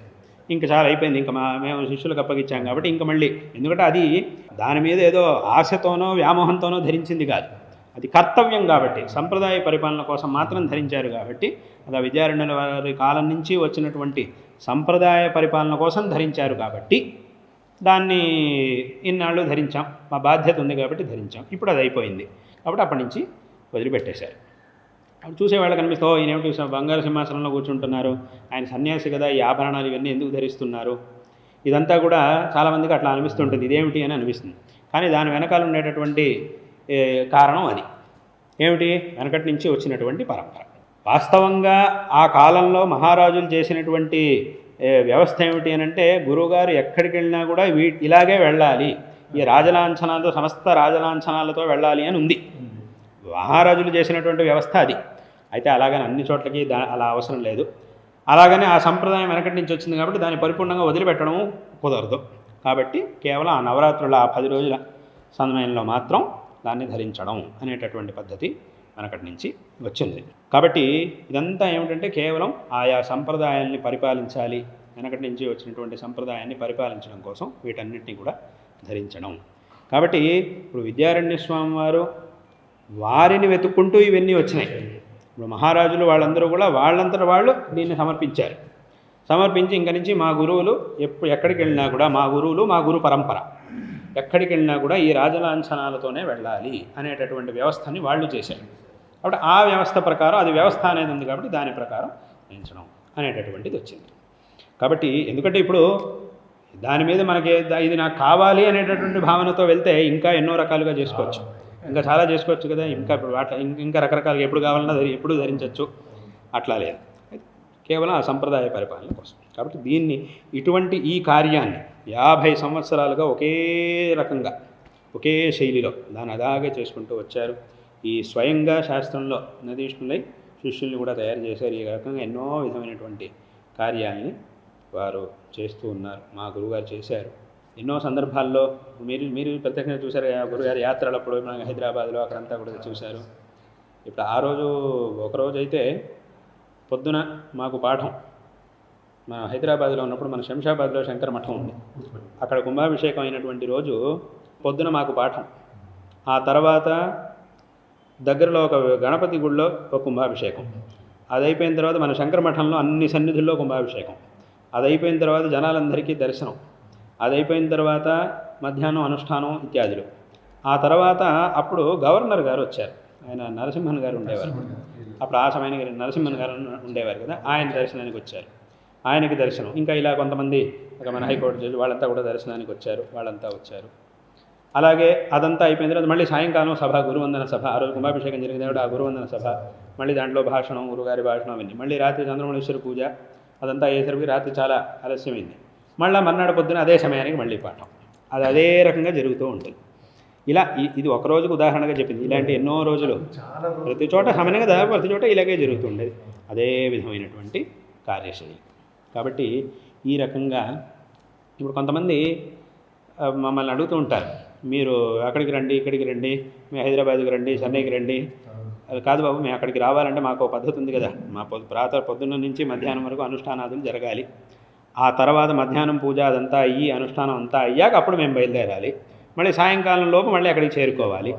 అప్పుడు ఇలా ఉంటుంది. కాబట్టి మేము నేరుగా ఇక్కడి నుంచి బయలుదేరడం, అక్కడ ఒక కార్యక్రమం పూర్తి చేసుకోవడం, మళ్ళీ అక్కడి నుంచి బయలుదేరడం, ఇక్కడికి రావడం కుదరదు. అట్లా మేము చేసేది లేదు అని అంటే, ఎందుకు కుదరదు, అందరూ చేస్తున్నారు కదా, మీరు కూడా చేయొచ్చు కదా అని అంటారు. కావాలంటే మీకు విమానం ఏర్పాటు చేస్తాం, ఏదో హెలికాప్టర్ ఏర్పాటు చేస్తాం, అది ఇది అని అంటుంటారు. చేయండి. అలాగని ఊరికే అన్ని చోట్లకి అట్లా తిరగడం అనేది అలా లేదు. మా పద్ధతి అట్లా ఉండదు. నేను వస్తాను, సరే విమానం ఏర్పాటు చేశారు, వెంటనే నేను ఎక్కాను, దాంట్లో వచ్చాను. కానీ నేను మాత్రం వస్తే సరిపోదుగా. మా పూజ ఉంది, మా మండపం ఉంది, మా పీఠం ఉంది, ఇవన్నీ రావాలి. వాటన్నిటికీ యథావిధంగా రోజు పూజ జరగాలి. ఇప్పుడు ఏమింది, ఏదో విమానం ఎక్కాం వెళ్ళాను, మరి దాని పూజ ఏం చేయాలి? ఫలానా సమయానికి ఈ పూజ కావాలి అని మా నియమం. ఇప్పుడు ఇక్కడి నుంచి ఎక్కాం, తొందరగా వెళ్ళిపోయాం, ఎక్కడో చోటుకి వెళ్ళాం అని, మరి దీని సంగతి ఏమిటి? దీన్ని కూడా తీసుకెళ్ళాలి. అప్పుడు ఇదంతా ఉంది కాబట్టి అయితే చెప్తే చాలామందికి అర్థం కాదు. ఎందుకంటే అందరూ చేస్తున్నారు, మీరు కూడా ఎందుకు చేయరు, నేను మీకు ఏర్పాటు చేసేస్తాం అని అంటుంటారు. మీరు ఏర్పాటు చేయడం మాకు పెద్ద విషయం కాదు, మా సంప్రదాయం ప్రకారం ఇది జరగాలి, అది మాకు ఉన్నటువంటి పెద్ద విషయం నేను చాలామందికి చెప్తుంటాను. అట్లా కాబట్టి ఇన్ని సంవత్సరాల్లో ఎన్నో విధమైనటువంటి కార్యాలు. ఇప్పుడు చాలామంది మనకి మా గురుగారు శాస్త్రపోషక సభ అని ప్రారంభించారు. ఆ శాస్త్రపోషక సభ ద్వారా ఎంతోమంది శాస్త్ర విద్వాంసులు, ఇప్పుడు సామాన్యంగా ఉన్నటువంటి చాలామంది శాస్త్ర విద్వాంసులు వాళ్ళందరూ కూడా శాస్త్రపోషక సభ ద్వారా అధ్యయనం చేసి మా గురువుగారి దగ్గర మహాపరీక్ష ఇచ్చి దాంట్లో ఉత్తీర్ణులై ఇప్పుడు జగత్తులో చాలా చోట్ల పెద్ద పెద్ద విద్వాంసులుగా ఉన్నారు. సామాన్యంగా ఎక్కడ వాక్యార్థ సభలు, శాస్త్ర సభలు జరిగినా కూడా మొదటి పంక్తిలో వాళ్ళు ఉంటారు. ఇక్కడ జరిగినా వేరే చోట్ల జరిగినా కూడా ఆ మొదటి లైన్లో వాళ్ళు కూర్చుంటారు. అంటే అటువంటి ఒక పండితులు ఈ శాస్త్రపోషక సభ ద్వారా చాలా సంవత్సరాలు దీంట్లో అధ్యయనం చేసి మా గురువుగారి దగ్గర పరీక్షించి మా గురువుగారు వాళ్ళకి విద్వత్ప్రవర అనేటటువంటి బిరుదునిచ్చారు. ఇప్పుడు మనకి మణిద్రావిడ శాస్త్రి గారు ఉన్నారు, చాలా పెద్ద విద్వాంసులు, మీమాంస, వేదాంతం, ఆ శాస్త్రాల్లో చాలా పెద్ద విద్వాంసులు. ఆయన ఇదివరకు శాస్త్ర వేదాంత అధ్యయనం చేసి మొత్తం భామతి, కల్పతరు, పరిమళాలు అని గ్రంథాలు ఉన్నాయి, భాష్యానికి వ్యాఖ్యానాలు, సూత్ర భాష్యానికి వ్యాఖ్యానాలు. వాటన్నిటిని సంపూర్ణంగా అధ్యయనం చేసి వాటన్నిటి మొత్తం అన్ని గ్రంథాల్లోనూ మా గురుగారి దగ్గర ఆయన పరీక్షించారు. అప్పుడు మా గురుగారు ఆయనకు పరీక్ష చేసి దాంట్లో ఆయన ఉత్తమ శ్రేణిలో ఆయన ఉత్తీర్ణులైన తర్వాత ఆయనకి వేదాంత శాస్త్ర విశారద అనేటటువంటి ఒక బిరుదుని ఆయనకి గురుగారు ప్రసాదించారు. ఈ రకంగా చాలామంది విద్వాంసులు వాళ్ళందరూ కూడా ఈ శాస్త్రపోషక సభ ద్వారా అధ్యయనం చేశారు. వేద పోషక సభ, దానికి కూడా ఇప్పుడు 50 సంవత్సరాలైంది. ఆ వేద పోషక సభ ఇది కూడా ఇంత విశేషంగా జరిగింది. భగవద్గీత, దీని విశేషంగా ఇలా చాలా ఉన్నాయి, చాలా పనులు జరుగుతూ ఉన్నాయి. అయితే ఇది ఇలాగే ఇంకా విశేషంగా ఇంకా విస్తారంగా జరగాలి. ఎన్నో కార్యాలని ప్రారంభించారు, చేశారు. అయితే ఇది ఇదే రకంగా ఇంకా విస్తారంగా ఇవన్నీ జరగాలి. ఇంకా జరగవలసినటువంటి ఆవశ్యకత ఇంకా చాలా ఉంది. ఎందుకంటే అది మనం ఇప్పుడు ఉన్నటువంటి కాల పరిస్థితిలో ఈ ధర్మ ప్రచార కార్యాన్ని మనం ఎంత చేసినా సరిపోదు. అంటే లోకంలో యొక్క పరిస్థితి అలా ఉంది. మీకు ధర్మాచరణ చేయడానికి ఒకసారి ప్రేరణ దొరికితే ధర్మ మార్గం నుంచి చ్యుతుడవ్వడానికి 10 సందర్భాలు వస్తాయి మీకు. కాబట్టి ఇటువంటి సందర్భంలో మనం ఎంత ధర్మ ప్రచారం చేసినా అది సరిపోదు, ఇంకా మనం చేయాల్సి వస్తుంది. ఇప్పుడు ఇవన్నీ కూడా జరుగుతాయి. గురువుగారు, ఇప్పుడు ధర్మ సంస్థాపన కోసమే ఈ పరంపర జగద్గురువులు విద్యానగర సామ్రాజ్యం లాంటి ఒక సామ్రాజ్యాన్ని కూడా స్థాపించాల్సి వచ్చింది. ఈనాటికి కూడా తమరు ప్రత్యక్షంగా పరోక్షంగా అనేక విషయాల్లో ధర్మం కోసం చాలా నిష్కర్షగా సూటిగా తమరు అనేకతలు చేస్తుంటారు. ఈ రోజుల్లో కొంత వైదిక ధర్మం గురించి కానీ ఇంకైనా ఈ సంప్రదాయాలను సంస్కృతిని పునరుద్ధరణ కోసం కానీ అటు భారతదేశాన్ని పాలించే పాలకులు కానీ రాష్ట్రాలను పాలించే పాలకులు కానీ ఎలాంటి కర్తవ్యంతో వెళ్ళాలని సర్వజ్ఞపీఠమైనటువంటి చతురామ్నాయ ఒక సమ్రాట్ పీఠమైనటువంటి ఈ పీఠానికి జగద్గురువులుగా విరాజిల్లుతున్న తమరి యొక్క ప్రబోధన ఎలా ఉంటుంది? దానికి ఏమిటంటే ప్రతి ఒక్కరూ కూడా 2 విషయాల్ని ప్రధానంగా పెట్టుకోవాలి. ఒకటి దేశం, ఒకటి ధర్మం. ఈ 2 కూడా 2 కళ్ళలాగా మనం చూడాలి. దేశము ధర్మం రెండూ మనకి చాలా ముఖ్యం. ఒక దేశం అనేది వ్యవస్థితంగా ఎప్పుడు నడుస్తుంది, దాంట్లో ఒక ధర్మం అనేది ఉంటే దేశం చక్కగా నడుస్తుంది. ఈ ధర్మం అనేటటువంటిది ఎక్కడ ఆచరింపబడుతుంది? ఒక దేశంలో ఆచరింపబడుతుంది. ధర్మాన్ని ఆచరించాలంటే దానికి ఒక దేశం కావాలి, ఒక సరైనటువంటి దేశం కావాలి. ఒక దేశంలో ధర్మాన్ని ఆచరించాలి. ఈ ఆచరింపబడినటువంటి ధర్మం ద్వారా దేశం నిలబడాలి. ఈ 2 కూడా మనకి ముఖ్యం. ఈ రెండిట్లో దేన్ని వదలడానికి వీల్లేదు. ఇప్పుడు దేశం అన్నాం అనుకోండి, అప్పుడు దేశాన్ని మనం పెట్టుకొని ధర్మాన్ని కనుక వదిలేస్తే అప్పుడు ఏమవుతుంది? మళ్ళీ దేశం అనేది విచ్ఛిన్నమైపోతుంది. అలాగని ఒకటి ధర్మం అని మాత్రం పెట్టుకొని దేశాన్ని వదిలేసామనుకోండి, అప్పుడేముంది? ఏదో ఒక ధర్మం అని కనుక మనం పెట్టుకుంటే అప్పుడేముంది? మనకి ఒక విధమైనటువంటి సంకుచిత భావన ఏర్పడుతుంది. ఇప్పుడు ఒక దేశం, ఇప్పుడు ఉదాహరణ ఈ దేశం ఉంది, ఇక్కడ మన సనాతన ధర్మ అనుయాయులు ఉన్నారు, అధిక సంఖ్యలో ఉన్నారు, ఇతర ధర్మాల వాళ్ళు కూడా ఉన్నారు. ఇప్పుడు ఈ ఇతర ధర్మాల వాళ్ళు ఉన్నారు, వాళ్ళలో మంచివాళ్ళు ఉన్నారు, చాలా ఎంతోమంది మంచివాళ్ళు ఉన్నారు. ఇప్పుడు మంచివాళ్ళు అన్ని చోట్ల ఉన్నారు, చెడ్డవాళ్ళు అన్ని చోట్ల ఉన్నారు. వాళ్ళంతా మంచివాళ్ళు వీళ్ళంతా చెడ్డవాళ్ళు అన్నా ఎక్కడా కుదరదు. అన్ని చోట్ల మంచివాళ్ళు ఉన్నారు, చెడ్డవాళ్ళు ఉన్నారు. మనం ఏం చేయాలి? ఎవరు మంచివాళ్ళో వాళ్ళని గ్రహించాలి, వాళ్ళని స్వీకరించాలి. ఎవరు చెడ్డవాళ్ళో వాళ్ళ నుంచి దూరంగా ఉండాలి. ఇప్పుడు మనం కేవలం ఒక ధర్మం, దేశాన్ని వదిలిపెట్టేసి ఒక ధర్మం అని మాత్రం తీసుకుంటే అప్పుడు ఏమవుతుంది అనంటే మన దృష్టి పూర్తి ధర్మం మీదే ఉంది, దేశం మీద లేదు అని అంటే అప్పుడు మనం ఏం చేస్తాం? మనకు ఎలాంటి బుద్ధి ఏర్పడుతుందనంటే, వీడు మా ధర్మం వాడా, అయితే వీడు ఏం చేసినా పర్వాలేదు. వీడు మా ధర్మం వాడు కాదా, అయితే వీడు ఎంత గొప్పవాడైనా మేము వాడిని తీసుకోం, వాడిని ద్వేషిస్తాం అనే భావన ఏర్పడిపోతుంది. వాడు మన ధర్మం వాడు కాకపోవచ్చు, కానీ దేశానికి ఎంతో చేశాడు. కానీ ఏమవుతుందంటే వీడు మా ధర్మం వాడు కాదు కదా అనే భావన అడ్డొస్తుంది అక్కడ. అప్పుడు ఏముందంటే వాడు ఎంత గొప్ప పని చేసినా వాడిని మనం వదిలేస్తాం. వీడు మన ధర్మం వాడు, కానీ వీడు చేసింది ఏమీ లేదు, ఏం చేయడు కూడా. కానీ వీడు నా మొత్తాన్ని వాడికి ఆ పేరు ఉంది, కానీ నా ధర్మం వాడు అనే పేరు ఉంది కదా, కాబట్టి వీడిని నేను తీసుకుంటా అనే భావన వస్తుంది. వాడు ఎంతటి దుర్మార్గుడైనా వాడిని నేను ఏదో వాడి వెనకాల ఉండడం అనేది అవుతూ ఉంటుంది. కాబట్టి ఏం చేయాలంటే ధర్మం అనేది ఉండాలి, దేశం అనేది కూడా ఉండాలి. ఈ ధర్మంతో పాటు దేశం అనేది, ఎందుకంటే ఇప్పుడు ఈ ధర్మం వాడు కానివాడు ఒకడు ఉన్నాడు, కానీ వాడు దేశానికి చాలా మంచి చేశాడు, చాలా మంచి పనులు చేస్తున్నాడు. దేశానికి మంచి చేశాడో లేదో అది వేరే విషయం. ఎవరికి చెడు చేయట్లేదు, తన పాటికి తాను ఉన్నాడు. అట్లా ఉన్నా కూడా మనకి చాలా మంచిదే కదా, అది కూడా చాలా మంచిదే కదా. కాబట్టి అప్పుడు ఏం చేయాలి? వాడిని కూడా మనం చక్కగా గౌరవించాలి. అది కాబట్టి ఏమైందనంటే అక్కడికి ఈ దేశం అనేది కూడా చాలా ముఖ్యం, ధర్మం అనేది కూడా చాలా ముఖ్యం. ఈ రెండింటినీ పెట్టుకొని మనం ముందుకు వెళ్ళాలి. ఈ రెండింటినీ మనం, ఎందుకంటే ఇప్పుడు దేశం అని మాత్రం ధర్మాన్ని వదిలిపెట్టి ఒకటి దేశం అంటే అది అయ్యేది కాదు. దానికి ఒక ధర్మం, దేశం అనేది వ్యవస్థితంగా నడవాలంటే దానికి ఒక ధర్మం అనేటటువంటిది ఉండాలి. అదే ఇప్పుడు మన యొక్క సనాతన ధర్మం. ఈ సనాతన ధర్మం అంటే ఇదేదో ఒకటి మన భారతదేశానికి మాత్రమే పరిమితం. ఈ ధర్మం యొక్క తత్వం ఏదైతే ఉందో ఇది కేవలం భారతదేశానికి మాత్రమే పరిమితమైనటువంటిది, అథవా ఇదేదో కొన్ని రాష్ట్రాలకు మాత్రమే పరిమితమైనటువంటిది కాదు. ఇది విశ్వవ్యాప్తమైనటువంటి ధర్మం. సరిగ్గా ఇందులో చెప్పబడినటువంటి తత్వాలని కనుక అర్థం చేసుకుంటే ఇందులో ఈ విశ్వంలో ఉన్న ప్రతి ఒక్కడూ దీని ద్వారా శ్రేయస్సుని పొందవచ్చు. అటువంటి ధర్మం మన సనాతన ధర్మం. కాబట్టి ఈ ధర్మం అనేటటువంటిది చాలా ముఖ్యమైనటువంటిది, దేశం అనేటటువంటిది కూడా చాలా ముఖ్యమైనటువంటిది. కానీ ఇప్పుడు ఏం చేస్తున్నారు, చాలామంది ఏం చేస్తున్నారంటే ఈ రెండిట్లో కొంతమంది ఏం చేస్తున్నారు, వట్టి ధర్మం అని మాత్రం పట్టుకుంటారు, వేరే వాళ్ళని అనవసరంగా ద్వేషిస్తూ ఉంటారు. అంటే వాడు మనల్ని ఇప్పుడు ఇంకోళ్ళు మనకు గౌరవం ఇస్తే మనం వాళ్ళకి గౌరవం ఇవ్వాలి, ఇంకోటి మనకు గౌరవం ఇవ్వనప్పుడు అప్పుడు అవసరం లేదు, అప్పుడు మనం వాళ్ళకి గౌరవం ఇవ్వాల్సిన పని లేదు. కానీ ఇంకోటి మంచివాడైనా కూడా కేవలం ధర్మాన్ని మాత్రం పట్టుకుంటే ఇంకోటి మంచివాడైనా కూడా వాడిని ద్వేషించడం, వీడు కాదు కాబట్టి నా ధర్మం వాడు కాదు కాబట్టి వాడిని ద్వేషించాలి అనే భావన ఏర్పడుతుంది చాలామందికి. ఇది తప్పు. అథవా ఒక ధర్మాన్ని దేశంని మాత్రమే పెట్టుకొని ధర్మాన్ని వదిలేస్తే ఒకచోట ధర్మ విరుద్ధమైనటువంటిది జరుగుతున్నా కూడా మాకు దేశం ఒకటి ఉంటే చాలు, ధర్మ విరుద్ధం అయితే ఏమిటా అనేటటువంటి భావన ఏర్పడుతుంది. కాబట్టి రెండూ ఉండాలి, అంటే ధర్మము కావాలి, దేశము కావాలి. ఇది ప్రతి ఒక్క మనిషికి ఉండవలసినటువంటి భావన. ఈ భావనతో ప్రతి ఒక్కరూ కూడా పనిచేయాలి. అప్పుడు ఏమవుతుందనంటే దేశం అంతా చక్కగా ఉంటుంది, సుభిక్షంగా ఉంటుంది, ఇటు ధర్మరక్షణ అవుతుంది, దేశ రక్షణ రెండూ అవుతున్నాయి. కాబట్టి ఎందుకంటే ఇప్పుడు ధర్మాన్ని ఆచరించేటప్పుడు కూడా దేశం యొక్క పరిస్థితులు మనకి చాలా అవసరం. ఇప్పుడు ఉదాహరణకి ఇటీవల ఒక 2 సంవత్సరాల పాటు దగ్గర ఒక 2 సంవత్సరాల పాటు దేవస్థానాల్లో ఉత్సవాలు అవన్నీ కూడా పెద్దగా చేయలేకపోయారు. ఎటువంటి పరిస్థితి ఏర్పడేది అది అందరికీ తెలుసు. ఎవరు ఇంట్లోంచి బయటికి రావడానికి వీల్లేదు, ఎక్కడికి వెళ్ళడానికి వీల్లేదు. ఈ పెద్ద పెద్ద ఉత్సవాలు, దేవుడి ఉత్సవాలు అవన్నీ కూడా ఎలా చేసేది?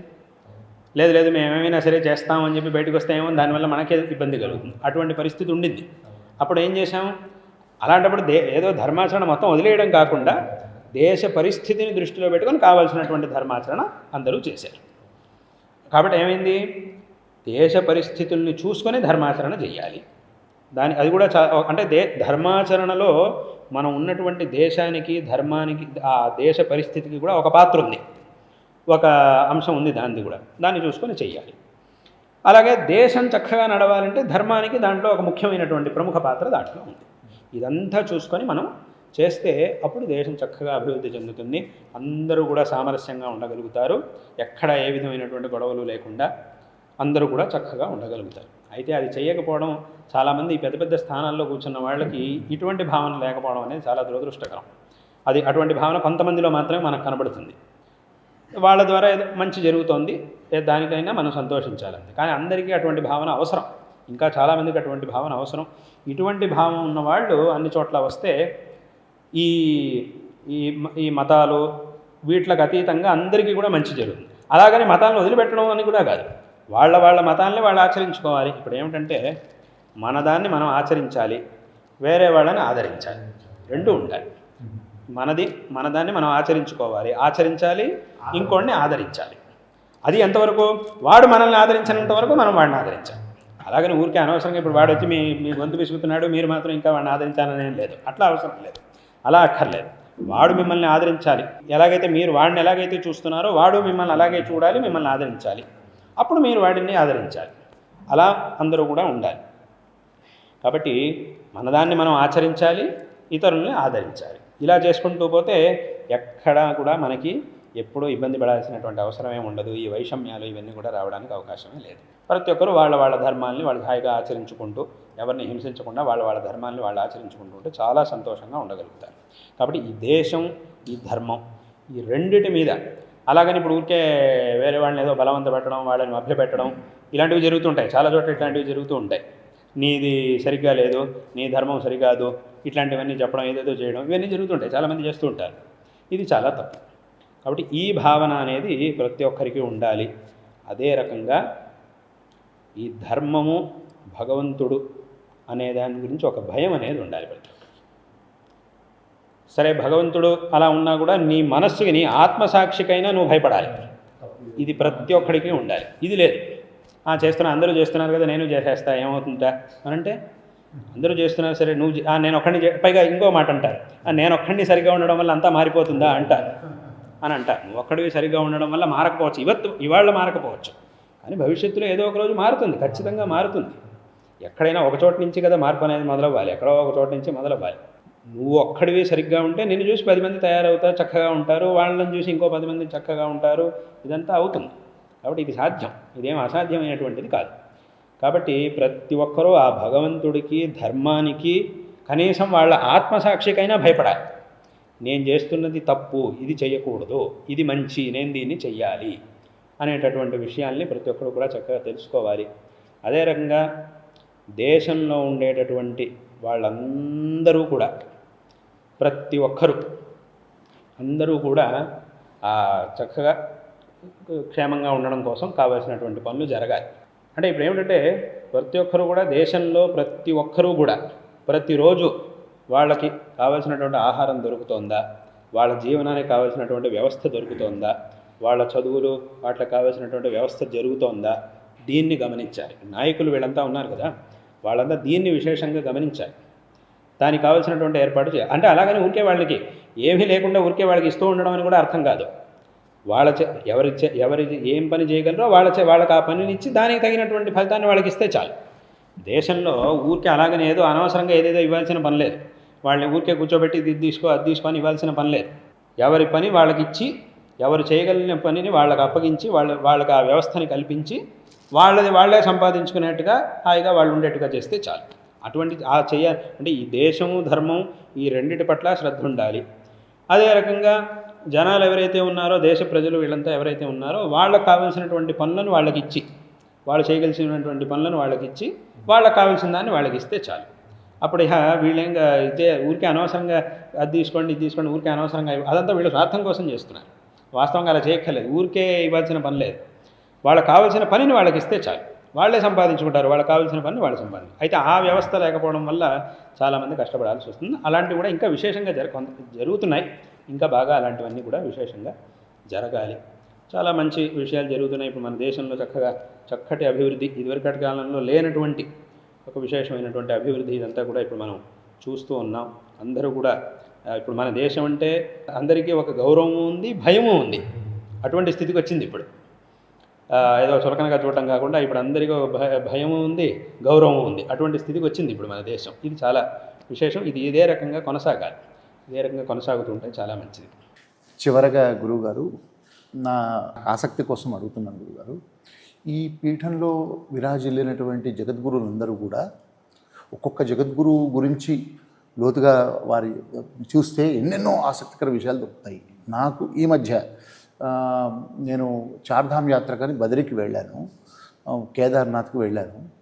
అక్కడికి వెళితే -2 డిగ్రీస్లో ఉంటే ఎన్ని స్వెటర్లు వేసుకున్నా, ఎన్ని శాలువాలు కప్పుకున్నా మేము తట్టుకోలేకపోయాం. కానీ బదరీ పీఠాధీశ్వరులు, అదేవిధంగా ద్వారకా పీఠాధీశ్వరుల పీఠాధిరోహణ సందర్భంగా తమరు అక్కడికి వెళ్ళినప్పుడు అందరూ అన్ని రకాలైనటువంటి ఆ శీతలాన్ని తట్టుకునే స్థితిలో ఉంటే తమరొక్కరు మాత్రమే ఇక్కడ మాకు ఎలా దర్శనమిస్తారో, ఎలా ఉంటారో అక్కడ ఉంటారు. ఈ రకమైనటువంటి గొప్పదనం అంటే నేను తమరిగా కాకుండా ఈ పీఠం యొక్క వయసు మాకు అక్కడ కట్టనట్టు కనిపించింది. ఇంకా అనేక కనిపిస్తాయి. అది ఎలా సాధ్యం గురువుగారు? మా గురువు గారు, వాళ్ళ గురువులు, ఈ పరంపరలో వచ్చినటువంటి గురువులు వాళ్ళందరూ కూడా మాకు చేసినటువంటి అనుగ్రహం. వారు ఎన్నో తపస్సులు అవన్నీ కూడా చేసి, అందులోనూ ఎన్నో కఠినమైనటువంటి పరిస్థితులు కూడా ఉండేవి అప్పటి కాలంలో. ఆ లెక్కలో చూస్తే ఇప్పుడు మనం చాలా మంచి స్థితిలో ఉన్నట్టే. వెనకటి కాలంలో పరదేశాల నుంచి వచ్చి వాళ్ళు చేసినటువంటి ఆక్రమణలు, ఆ దౌర్జన్యాలు అవన్నీ కూడా మనం ఇతిహాసంలో పఠిస్తే అప్పటి సందర్భంలో కంటే ఇప్పుడు చాలా మంచి సందర్భంలో ఉన్నట్టే మనం దాంతో పోలిస్తే. కానీ అటువంటి సమయంలోనూ వారందరూ కూడా మా పూర్వాచార్యులు, గురువులు వారందరూ కూడా చేసినటువంటి అఖండమైన తపస్సు అదేదైతే ఉందో అది మాకు అటువంటి సామర్థ్యాన్ని కలిగిస్తోంది. వారి యొక్క సామర్థ్యమనే నేను చెప్పాలనుకుంటున్నాను. మా గురువుగారి యొక్క సామర్థ్యం, వారి అనుగ్రహం. ఒకసారి మా పరమగురువులు జగద్గురు అభినవ విద్యాతీర్థ మహాస్వామి వారు, వారి జీవన చరిత్రలో ఒక ఘట్టం ఉంది, ఒక సందర్భం ఉంది. వారు ఒకసారి తమ గురువులు ముక్తులైన తర్వాత, చంద్రశేఖర భారతీ స్వామి వారు 1954లో వారు ముక్తులైన తర్వాత, దేహత్యాగం చేసిన తర్వాత 56వ సంవత్సరం నుంచి మా పరమగురు అభినవ విద్యాతీర్థ స్వామి వారు ఒక విజయయాత్రను సంకల్పించారు. వారు విజయయాత్రకి బయలుదేరే ముందు కొంతమంది మాట్లాడుతూ, ఫలానా వ్యక్తి ఒక ఆయన ఉన్నాడు, అప్పుడు ఉండేవాడు. ఆయన అన్నట్ట, ఈయనే యాత్రలు చేయగలుగుతాడు, యాత్రలకి వెళ్తే ఏమవుతుంది, ఈయన వల్ల ఏమవుతుంది, ఏదో ఇక్కడే ఉంటే ఏదో పర్వాలేదు, బయటకంతా యాత్రలకంతా పోతే ఈయన వల్ల ఏమవుతుంది ఏమిటి అని ఏదో అన్నట్టు ఆయన. ఆ వాక్యం వారి చెవిన పడింది. దాన్ని పట్టించుకోలేదు, యాత్రకి బయలుదేరారు. 1956లో యాత్రకి బయలుదేరి 6 సంవత్సరాల పాటు యాత్ర చేశారు. 1962 వరకు యాత్రలు చేశారు. వరుసగా 6 సంవత్సరాలు శృంగేరిలో లేరు. వారు చాలా యాత్రలు 1956 నుంచి 62 వరకు యాత్రలు చేశారు. మళ్ళీ 64లో బయలుదేరి ఇంకో 4 సంవత్సరాలు యాత్ర చేశారు. ఆ యాత్రలోనే ఆ రెండోసారి 4 సంవత్సరాల పాటు యాత్ర చేస్తున్నప్పుడే 1966లో వారు ఉజ్జయినిలో ఉన్నప్పుడు మా గురువుగారు తమ ఊరి నుంచి బయలుదేరి వారి దగ్గరికి వెళ్ళారు. అలా యాత్ర చేశారు. ఆ యాత్ర అంతా 6 సంవత్సరాల పాటు యాత్ర అంతా జరిగి వారు శృంగేరికి వచ్చినప్పుడు ఆ వ్యక్తి భయపడిపోయాడు. వీరి యాత్ర బయలుదేరేటప్పుడు నేను ఎంత పెద్ద పొరపాటు చేశాను, ఎంత తప్పు మాట ఆడాను, నేను చాలా పొరపాటుగా నేను మాట్లాడాను అని చెప్పి ఆయనకు చాలా ఇదైపోయి వారు ముందుకు రావడానికి ఆయన చాలా సిగ్గుపడ్డాడు. ఇంత గొప్పగా యాత్ర జరిగింది, 6 సంవత్సరాల పాటు యాత్ర జరిగిందే, ఎంత గొప్పగా జరిగింది, నేను ఎలా వారి సామర్థ్యం తెలుసుకోలేక ఇలా అన్నానే నేను అని చెప్పి ఆయన చాలా పశ్చాత్తాపడ్డాడు. తప్పయింది అని చెప్పి వచ్చి నమస్కారం చేశాట. అదే అధిష్టానంలో యాత్ర అంతా ముగించుకొని మొట్టమొదటి అధిష్టానానికి వెళ్ళి గురువులు దర్శనం చేయడం అనేది ఉంది. అక్కడికి వెళ్ళి దర్శనం చేసి బయటకు వచ్చిన తర్వాత అప్పుడు మా పరమ గురువులు ఆయనతో చెప్పారట, ఇంత యాత్ర జరిగింది, ఇప్పుడు మీరు అన్నారు ఏం చేయగలుగుతారు ఈయన అని మీరు అన్నారు, కానీ ఈ యాత్రకి నేను బయలుదేరే ముందు నేను ఏం చెయ్యాలన్నా కూడా దానికి మా గురువుల అనుగ్రహం మాకుంది. కాబట్టి ఈ యాత్రకి నేను బయలుదేరే ముందు మా గురువుగారు ఎంతో ఒక సముద్రంలో అంత తపస్సు చేసి ఇక్కడ పెట్టారు. వారి యొక్క సన్నిధిలో దాంట్లోంచి ఒక చిన్న పాత్రలో నేను వారి అనుగ్రహాన్ని తీసుకొని వారి తపస్సును తీసుకొని నేను బయలుదేరి ఈ యాత్ర అంతా చేసి వచ్చాను. కాబట్టి ఇక్కడ మేము ఏం సాధన చేసినా మా గురువుల అనుగ్రహం మాకుంది, దాని ద్వారా మేము ఇది చేస్తున్నాం అని వారప్పుడు చెప్పారు అని ఒక సందర్భం వారి జీవన చరిత్రలో ఉంది. వారు చేసి మా కోసం చాలా తపస్సులు చేసి అక్కడ ఉంచారు. ఆ తపస్సును తీసుకొని మేము ఈ పనులన్నీ చేస్తాం. మేము ఏం చేయగలిగినా ఆ తపస్సును తీసుకొని మేము ఇదంతా చేస్తున్నాం. కాబట్టి ఇప్పుడు ఈ 6 సంవత్సరాల పాటు మేము ఇంత పెద్ద యాత్ర చేశాము అని అంటే వారు చేసినటువంటి తపస్సులోంచి కొంత తపస్సుని మాతో పాటు తీసుకెళ్ళి ఇంత చేయగలిగాం. కాబట్టి ఇక్కడ మనం ఏం చేయగలుగుతాం, నేనేం చేయగలుగుతాను అనేదాన్ని పక్కన పెట్టి మా గురువులు మాకేం ఆదేశం చేశారు, వారు మాకు ఏం చేయమని చెప్పారు, అది చేయడం మా కర్తవ్యం. వారు మనకి చెప్పారు ఇదిలా చెయ్యాలి అని చెప్పారు, దాన్ని చేయడం మన కర్తవ్యం. దానికి వారి అనుగ్రహం ఉంది. వారు చెప్పారు అని అంటే అది ఖచ్చితంగా జరుగుతుంది. ఇది నువ్వు చెయ్యి అని చెప్పి ఆదేశించారు అంటే అది ఖచ్చితంగా జరుగుతుంది. దాన్ని పెట్టుకొని మనం ఆ పనులను చెయ్యాలి. అదే విధంగా ఇందుకే నేను అప్పుడు మా గురువుగారితో 2017 సంవత్సరంలో తమిళనాడులో తమిళనాడు కేరళ 2 చోట్ల యాత్ర జరిగింది. ఆ తర్వాత ఆంధ్రదేశంలో యాత్రకి నేను 18లో వచ్చాను. ఆ 18 యాత్రకి వెళ్లే ముందు మా గురువుగారు నాకు ఆదేశించారు. నేను పాల్గొన మాసంలో యాత్రకు బయలుదేరాను. నేను నవరాత్రులప్పుడు మా గురువుగారు మాకు ఆదేశం చేశారు, ఇంకా మేము ఇంకెక్కడికి యాత్రలకు వచ్చేది లేదు, ఇక మేము యాత్రలన్నీ ఆపేస్తున్నాం, ఇంకెక్కడికి యాత్రకు వచ్చేది లేదు, ఈ ఆంధ్రదేశానికి వెళ్ళినప్పుడు మేము వచ్చేది లేదు, నువ్వు మాత్రం వెళ్ళాలి అని నాకు చెప్పారు. అప్పుడు నేను అడిగాను, మా గురువుగారిని అయ్యో మీ గురువుగారు రాకపోతే నేను ఒక్కడిని ఎలా వెళ్ళేది అని చెప్పి నేను అడిగాను. అప్పుడు మా గురువుగారు చెప్పారు, మేము ఎప్పుడు నీతో పాటే ఉన్నాం. అవును అని చెప్పారు. అదే రకంగా చాలామంది వచ్చి అడిగారు మా గురువుగారిని, తమరు రాకపోతే ఎట్లా, వారు వస్తే మాకు సంతోషం, కానీ తమరు వస్తేనే మాకు చాలా సంతోషం, వస్తే ఇంకా సంతోషం మాకు అని అంతా అన్నారు. అప్పుడు మా గురువుగారు ఒక మాట అన్నారు, ఏమిటంటే అది వారి నోటి నుంచి వచ్చింది, నేను నా గొప్పదనం చెప్పుకోవడం కాదు, వారు అన్నటువంటి మాట. అప్పుడు మా గురువుగారు ఒక మాట అన్నారు, ఏమిటంటే మా శిష్యుల్ని మేము పంపిస్తున్నాం, మా శిష్యులు వస్తే మేము వచ్చినట్టే అని ఒక మాట అన్నారు. ఆ ఒక్క మాట మొత్తం యాత్రను నడిపించింది అని నా భావన. అంటే నా గొప్పదనం చెప్పుకోవడం కోసం నేను చెప్పట్లే, వారు ఈ అనుగ్రహపూర్వకంగా ఈ మాటను అన్నారు కాబట్టి ఆ మాట మొత్తం నడిపించింది అనేటటువంటిది అది మా యొక్క భావన. అదే రకంగా ఇప్పుడు మీరు చెప్పినటువంటి ఆ బద్రీ యాత్రలోనూ వాళ్ళు అప్పుడు ఆయన అవముక్తేశ్వర స్వామి అథవా సదానంద సరస్వతి స్వామి వాళ్ళిద్దరు కూడా వచ్చి మా గురువుగారిని అడిగారు, తమరు వచ్చి మాకు పట్టాభిషేకం జరిపింది. ఎందుకంటే అంతకుముందు వాళ్ళ గురువు గారికి అంటే ఆయన స్వరూపానంద సరస్వతి స్వామి వారికి మా పరమ గురువులు వారిద్దరూ ఆ పట్టాభిషేకం చేశారు ఇప్పుడు ద్వారకలో. అప్పుడు అట్లా జరిగింది కాబట్టి ఇప్పుడు కూడా మీరు చేయాలి అని అడిగినప్పుడు అప్పుడు మా గురువు మేలాగో ఇప్పుడు యాత్రకు ఎక్కడికి కూడా వెళ్ళట్లేదు కాబట్టి ఆయన వస్తే మేము వచ్చినట్టే అని ఒక మాట చెప్పారు. కాబట్టి దాని ప్రకారంగా అదంతా జరిగింది అనేటటువంటిది మా భావన. కాబట్టి మా పూర్వ ఆచార్యులు గురువులు వారందరూ కూడా ఎంతో తపస్సును చేసి పెట్టారు. ఆ తపస్సుతో ఇవన్నీ ఏమేమి మంచి పనులు, ఏమేమి గొప్ప పనులు, ఇవేమి జరుగుతున్నాయో ఇవన్నీ కూడా వారి యొక్క ఆశీస్సులు, అనుగ్రహం. చాలా అద్భుతం, పరమాద్భుతం.